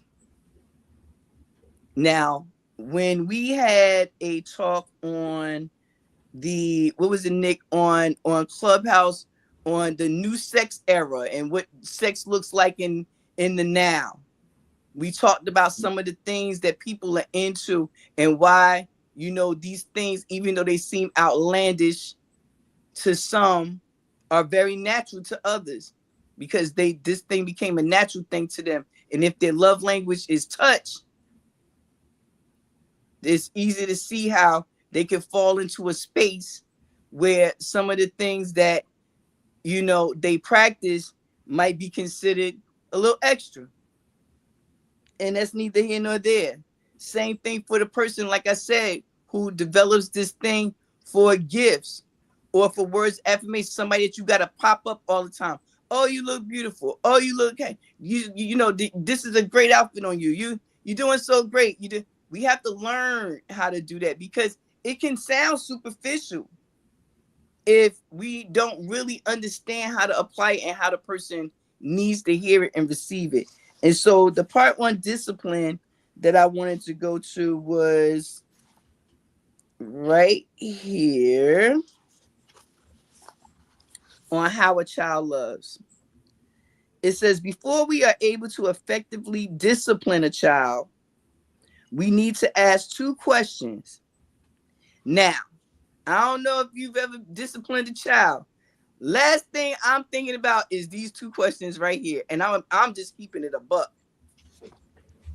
First question, how does a child love? And what does my child need when he misbehaves? Well, I'll leave that to the audience. I'll leave that to the listener. I know in the house that I was raised in, these were not questions that were thought about right before discipline at all. I can tell you, in my home, these were not questions I thought about before discipline. Okay, so we'll just leave that there. And this, people, I want everybody that's listening understand, this is not admonishment sharing this book. This is not talking about anybody's parenting style or saying you were a bad parent or saying you didn't do your best job. We all do our best with what we got. You feel me?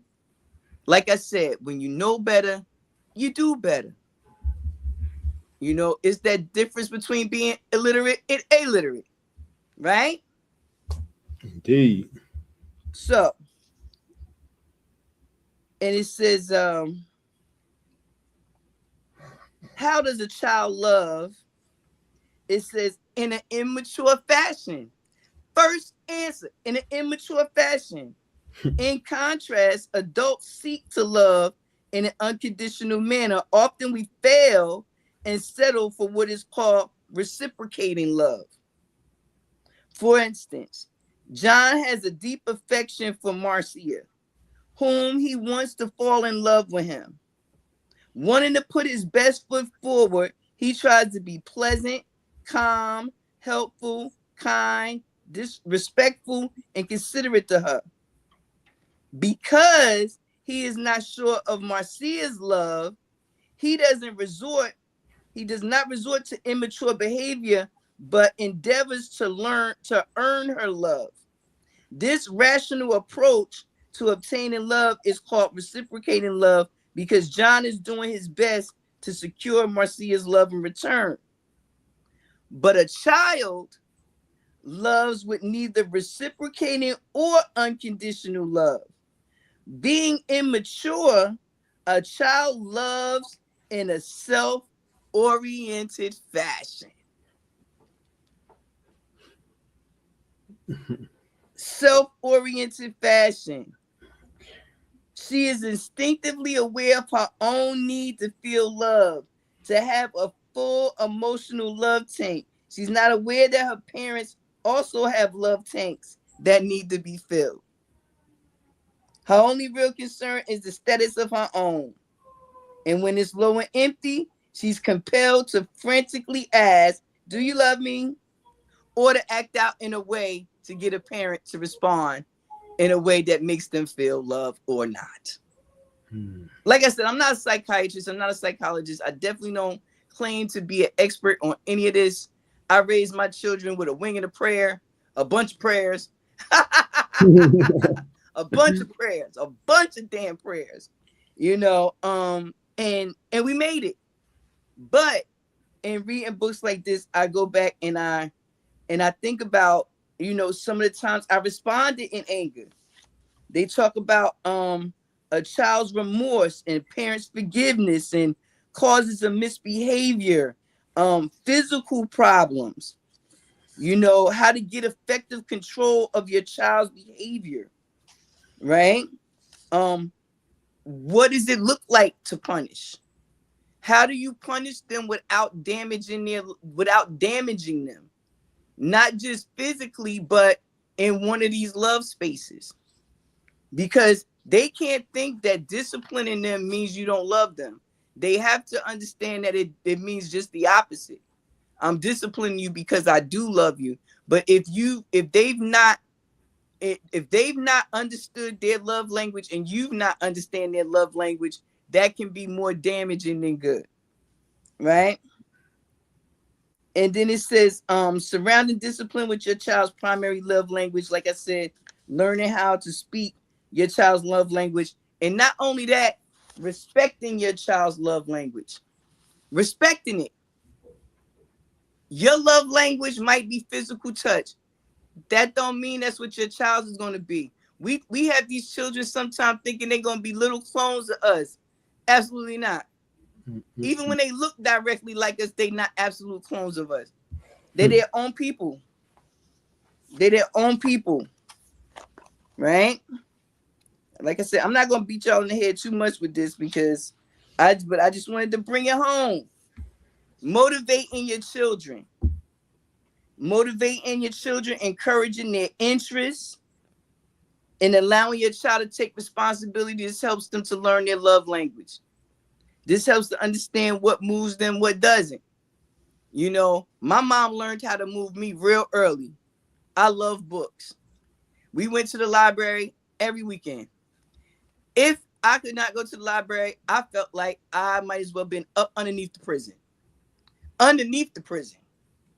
Because I couldn't go be with my books. So she learned when I cut up, she took everything reading and writing away from me. No pencils, no pens, no paper, no crayons. I used to think, oh my God, this woman hate my guts. She hate my guts. Taking all my books away. How dare you? It's inhumane. But my dad, on the other hand, was a physical punisher. You know what I'm saying? And I remember one time my brother asked me, would you rather get a whooping or have your books taken away? I was like, yo, a whooping, easy. Oh, no, it's crazy, right? Yeah, quick, get it over with. Yeah. What the fuck, yo? I'm a nerd. What am I do? It talks about anger.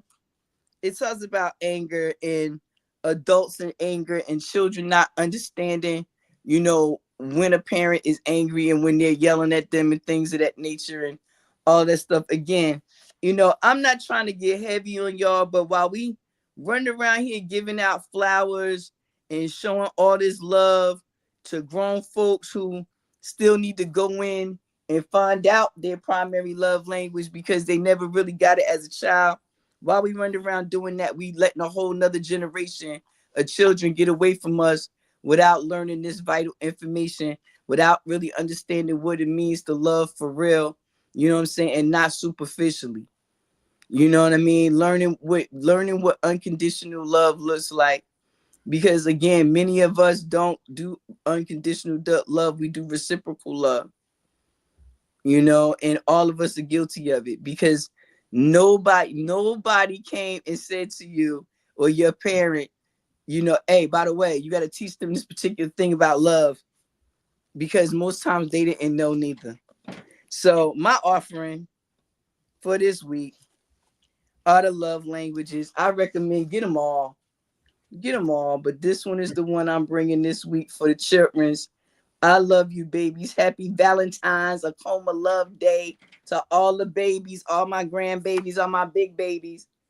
You know what I'm saying? Like I said, my biggest baby about to be 40. So, big babies, I love you.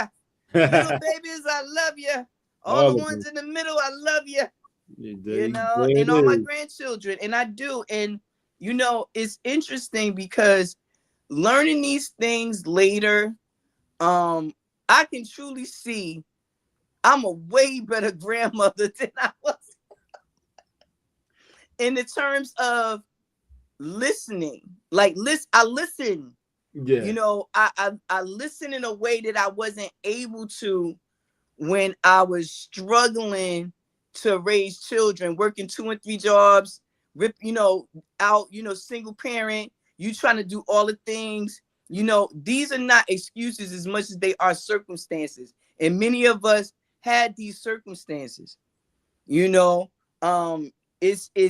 unfortunate, but it is what it is. This is what we got to work with. And so if this is what we got to work with, and we got books as old as this one from 2005, you know what I'm saying? Actually earlier than that, like I said, the first print on it came out in 97. We got these books available to us. I'm sure it's been updated. There's so much information out there now about children and things like that. And I just felt it was necessary to just shine that light on the fact that when we thinking about all this love this month, let's think about some of the love for these babies. And one last thing I wanted to mention in terms of tying it to your book and the responsibility of people who are in mass media. At some point they have to realize the influence that they have on these young people, and at some point you just ask the question, how do you want to help to shape humanity for the future? Just remember that love is always the key. It is the foundation. And a lot of what we are sharing in mass media and on all platforms of mass media is not productive or conducive to a love situation. So I just ask that we all continue to do our part in uplifting fallen humanity. Learn about love. Don't be ashamed that you don't know. I don't care if you're 70 and you never been in love for real. You know what? It's no time like the present. You know what I mean? I know one thing. I'm sliding through these 50s like I'm trying to get to the other side of 100, which I am. But nonetheless, you know what I'm saying? In the meantime and in between time, I learned it was a lot that I just didn't know, not just about love, but about life. And, the fun part about this, the fun part about getting older for me is that I got more and more time to learn some things. And one of the things that I'm glad I came across are these books, 5 Love Languages of Children. Help me not only be able to, take a look at what love meant for me, but also for my children and for my grandchildren and for the community that I serve. Because I have to know who I'm dealing with when I'm dealing with people. And you know, we'd be surprised how off how easy life would be, how much easier life would be if we understood each other's love languages, even as friends. Even as friends, just knowing the love languages of each other could help us be better people, better aunties, better uncles, better cousins. Just knowing how a person functions, knowing how they give love and receive love. So that is my offering. Yes, yes, that's beautiful. That's beautiful. And you know, I like I was showing on the screen. I have the original, the adult version, but with this cover though, you know, this Mm-hmm. cover.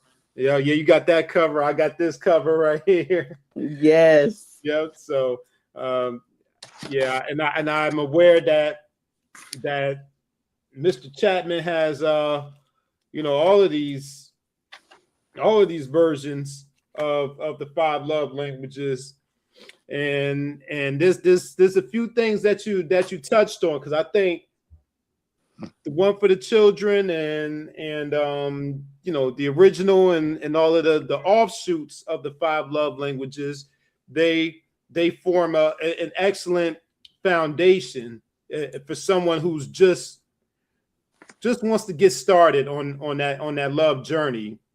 But as you know, speaking to the audience and then also to you, Rue, just knowing that we've brought several different types of books, and we've talked about several different types of systems and tools, either on this UnRead platform or in other platforms or other purposes. So my question for you is, you know, someone, and well, actually, before I get to the question, let me set up the question a little bit more. You also talked about knowing your child's love language. So you spoke about that. And then right before your closing, you also mentioned different types of love too. And I think that's an opportune moment to bring in companion studies or supplemental materials. So my question to you is, I can think of some now, you know, such as astrology and numerology. Shout out to Lloyd Strayhorn, whom we had on around this time last year. One of the books he published was his book on love and relationships based on the numerology. And I think tools, you know, such as that can supplement the five love languages in terms of determining what your child's love language is. So I'm just interested in how the five love languages kind of correspond to maybe someone's chart or maybe other tools. So I guess getting to the question is, what what are some either companion tools or supplemental tools that we can use with the five love languages of children to better get an understanding of how to love our babies and give them what they need? That is a great question. Like that's a great one. And you mentioned one of the key tools excuse me, one of the key tools that I use, which is astrology, and understanding the different effects of the planets in the chart. For example, something as simple as understanding what a person's Mercury is, which is how they communicate. So, you know, if you got a person that has a Aries, you know, sign, or a fire sign in, you know, in their Mercury space, you know, talking to them might be a little fiery. You know what I mean? Talking to them, it might get a little heated once in a while. That's not to say that the other signs don't do that as well, but they would do it in a different way. You know what I'm saying? For example, you know, understanding a person's moon sign. How do they emotionally respond to things? It talked about our emotional tank. So what fills our emotional tank? What sign is sitting there? What planet is sitting there? Yeah, absolutely. I suggest people always look for various tools to be able to link them to this information to begin to know more about self. This is why in MaWu Lisa Temple we talk about refinement all the time, because this is about going in and really knowing yourself.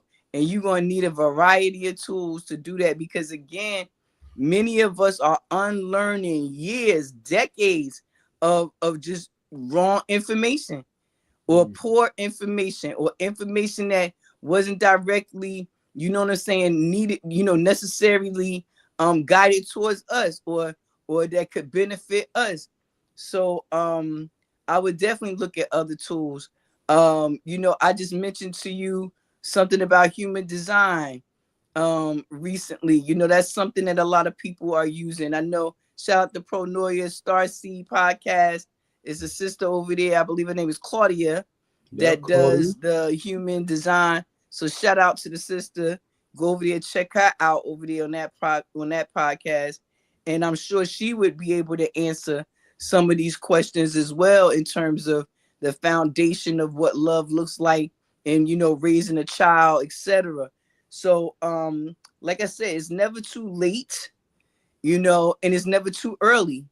I don't think it's ever too early. One of my granddaughters is 2 years old, and they talk about these terrible tools. So they have all these stigmas attached to 2 years old. So for a parent who this is their first time having a 2-year-old, they think everything they doing is wrong. Oh, it's the terrible tools. It's the terrible tools. No, it's just the kid being a kid, and they just happen to be 2 years old. You know what I'm saying? Because I promise you, the things they do at 3 is gonna blow your mind too. You know what I'm saying? So, just having a variety of tools and resources, and not being afraid to seek out resources either outside of the normal things that you would, use. A lot of times we want to do the tried and true method, that if it hasn't been working, it ain't tried and true. You right, tried it, but it ain't true. You know what I'm saying? right, You tried right. it, but it ain't true.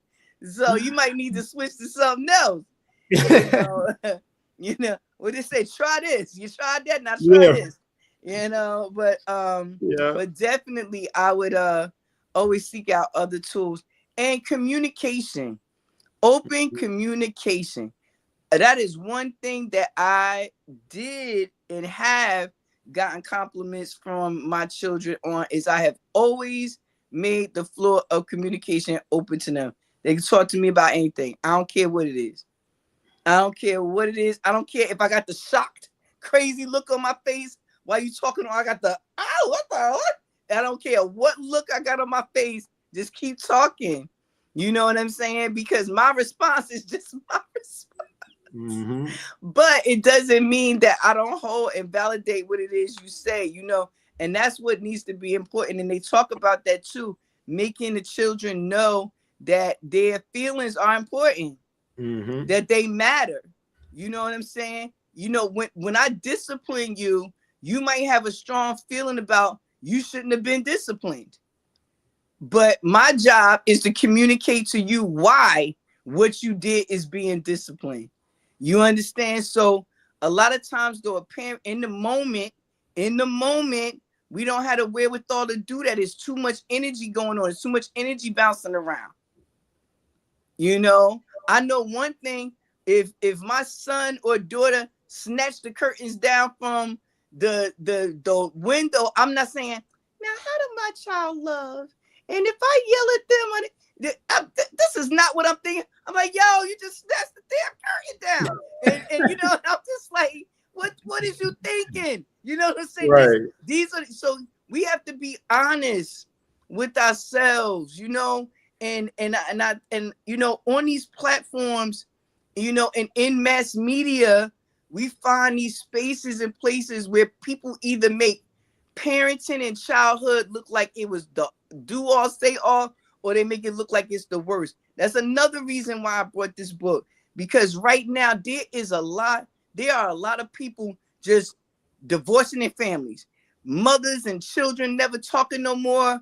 Oh, I don't need them in my life. I'm cutting all the toxic energy out. People just letting people go. And it's like, cool. If you need to snip some people from your life, trim away. But know why you trimming away. You know what I'm saying? Is it something that can be fixed? Is it just a lack of communication? Is it just not understanding each other's love language or each other's communication style? Because that's the other part of it, is communication style. And we talked about that. We talked about emotional intelligence. Yes, we did. You know what I'm saying? So all of these things tie in. All of them tie in. And so, yeah, I mean, my thing is never stop researching. Never think you know everything. Because trust me, you don't. You don't know everything about yourself. So keep searching, keep looking, keep learning. Keep evolving. My love languages have changed. Yeah. My primary love language is pretty much still the same, but the order of the other ones has changed since I got older. My needs are different. People don't think about that. Your needs being different. What kind of love do I need at this stage in my life versus what I needed at that stage in my life? People think you're gonna be the same all the time? No. So yeah, search those tools out, search yourself out, ask yourself the hard questions. Don't be afraid to be open with yourself. You could lie to the whole world. Don't lie to yourself. Don't lie to yourself. Be honest with you, and you'll find much of it is comical. You know what I'm saying? I laugh a good deal at some of the lessons I learned about me. Because it's like, wow, you really thought that. Wow, that was cute. Look at you. You was trying. Look at you trying. Aw, you were so innocent then. Right. Yep. Yes. Yeah. No, but that's. I'm glad you brought that offering though, because it's definitely. I mean, it's always relevant, but you making the connections between what's going on in what's in the air, what's going on cosmically, what's current and what's relevant. But yeah, that is always going to be relevant. Always going to be a conversation. Whether it's February 14th or July 14th. Hey, it's always going to be relevant. I need love every day. Every day, every season. I need love every day and every season for every reason. And let me just say too, again, I really didn't know where I wanted to go with this book, because of the simple fact that, again, it is so much going on right now.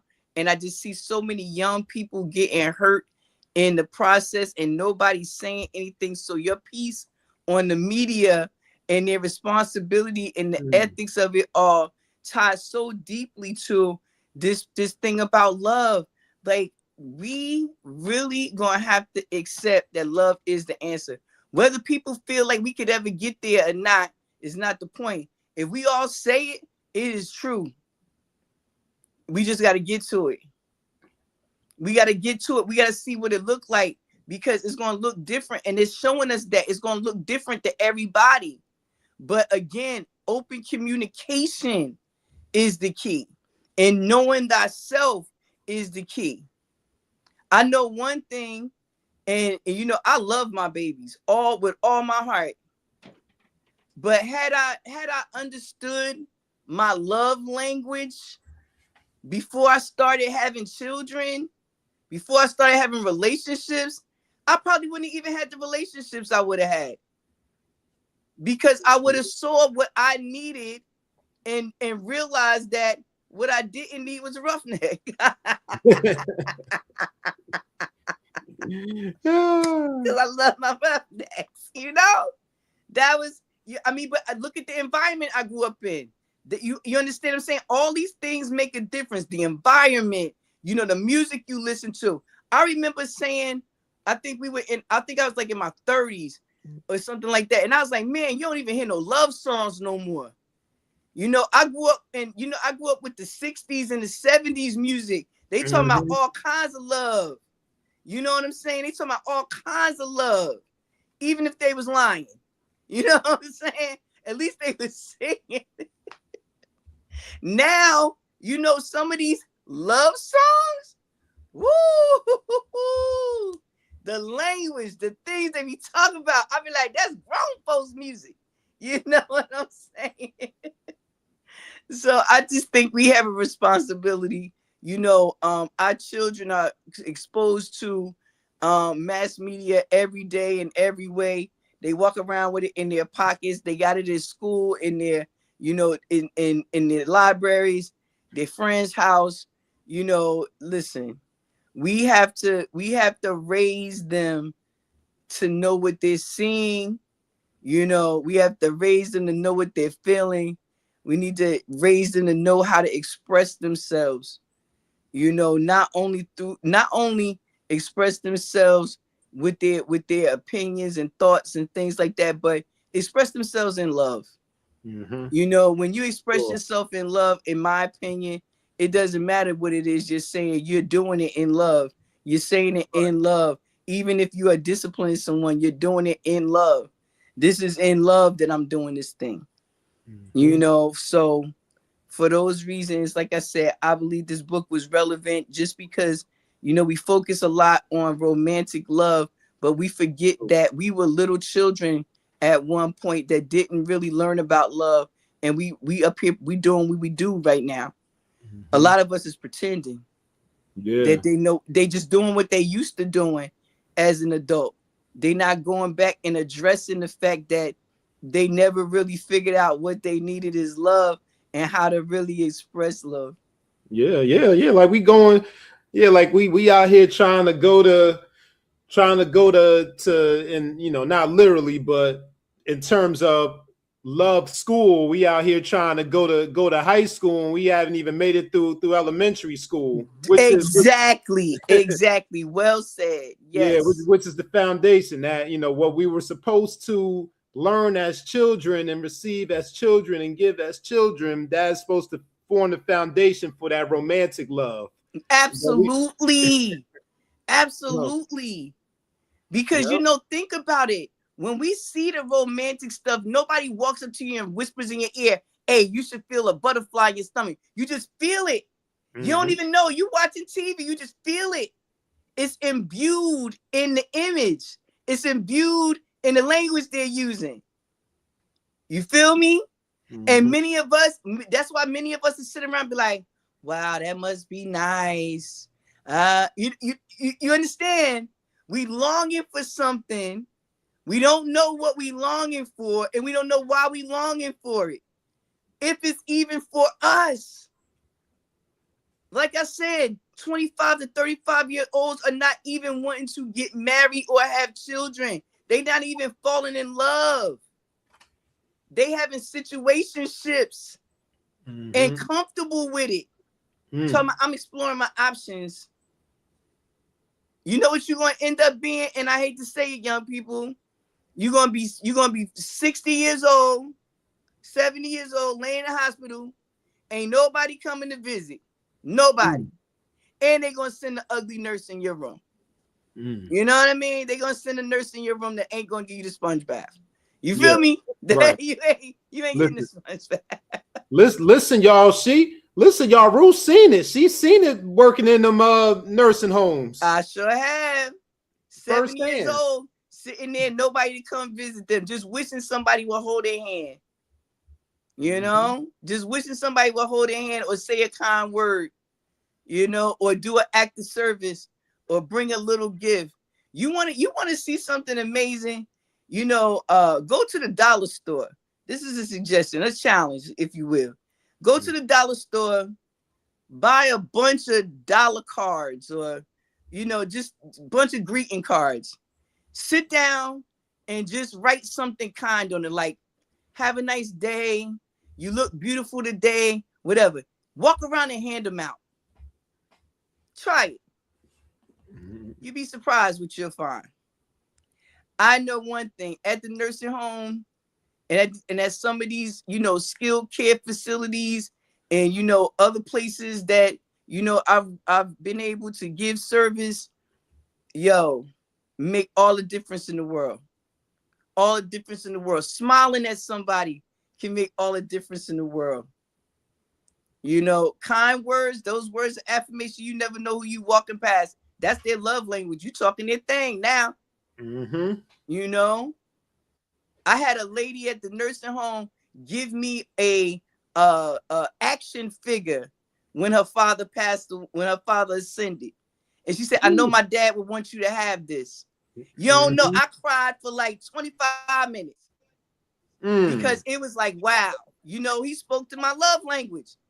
Yeah. You know, like I gave service and all I wanted was a little something in return. And what he gave me in return was listening and learning that I was a comic book head. Yes. And made sure that his daughter knew to give me that. Mm-hmm. Never saw that coming in a million years. Never would have expected. At first, I didn't even want to take it. You know what I'm saying? But she was like, nah, he loved your book. He loved your comic book stories.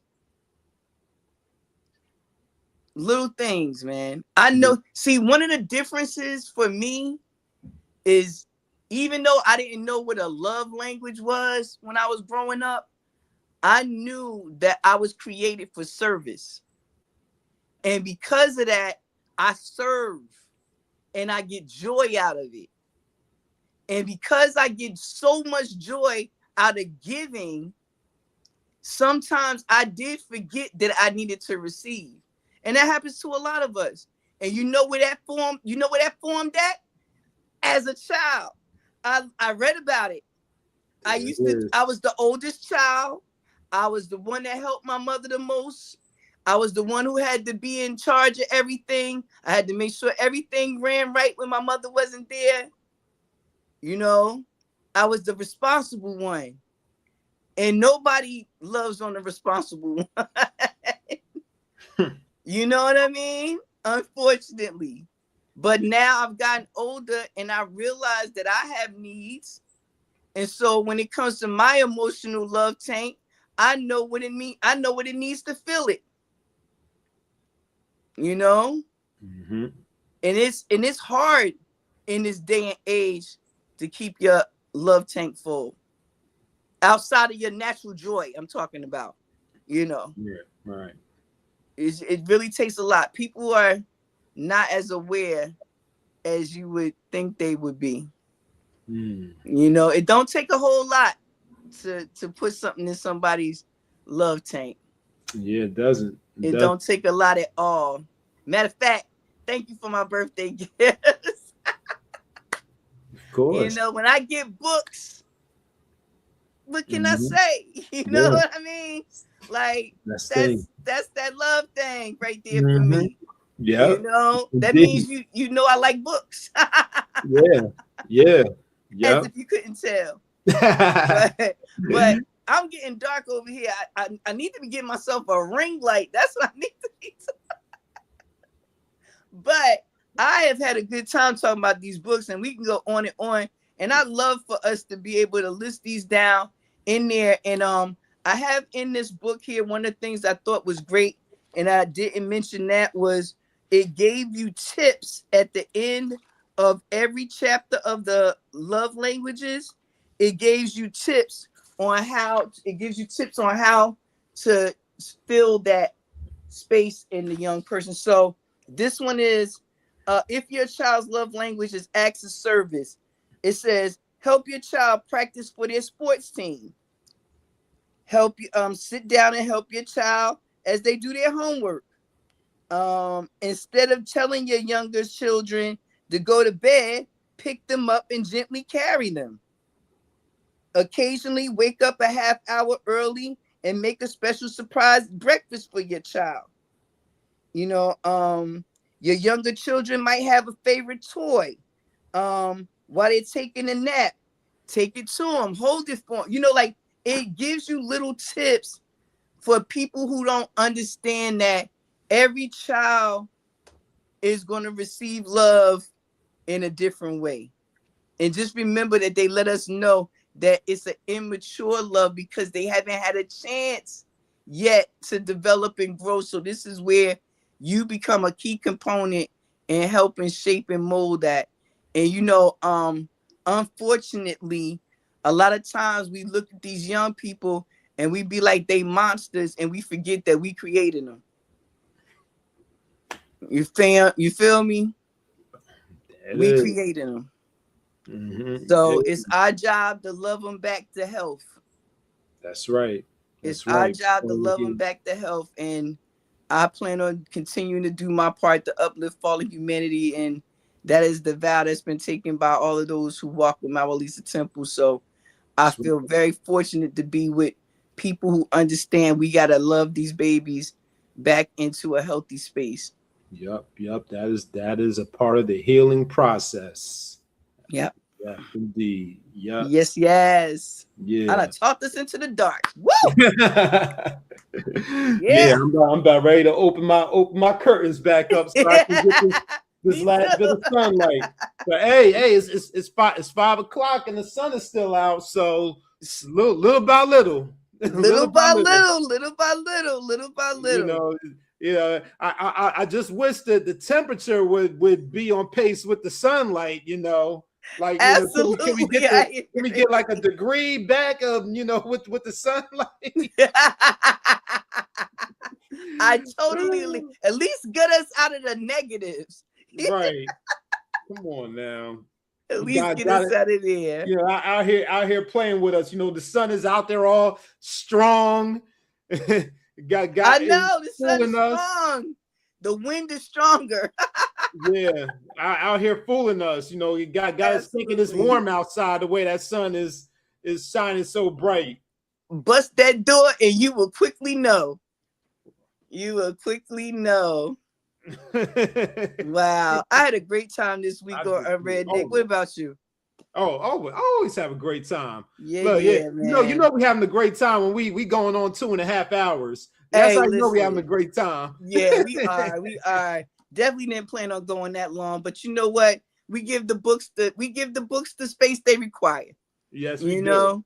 Yes, we do. And I thought you brought a great one, and I actually I have a couple more questions I love to ask. So maybe I'll put them down in the comments, and maybe there's somebody else questions too, and we'll get some some answers about that book, and I'll put some tips down there for connecting with your children in their love languages. I love it. Sounds like plan. Yeah. Yes, it does. Let's go for it. All right. Well, I'm your sister, MaWu Lisa Temple, beautiful upstate New York, Hudson Valley. Loving bringing books to you every 2 weeks on Saturday with my brother Nick on UnRead Book Review. Thank you for joining us for another week. Please don't miss us as we come back the next time with a surprise me week, which means we have no idea what we bring in, but we gonna surprise each other with it, and it's gonna be good. Yep, February 21st. February 21st, y'all. Well, I'm your sister Roo. I say peace. Nick, take us on out of here. Hey, and I can't forget about peace too. So peace.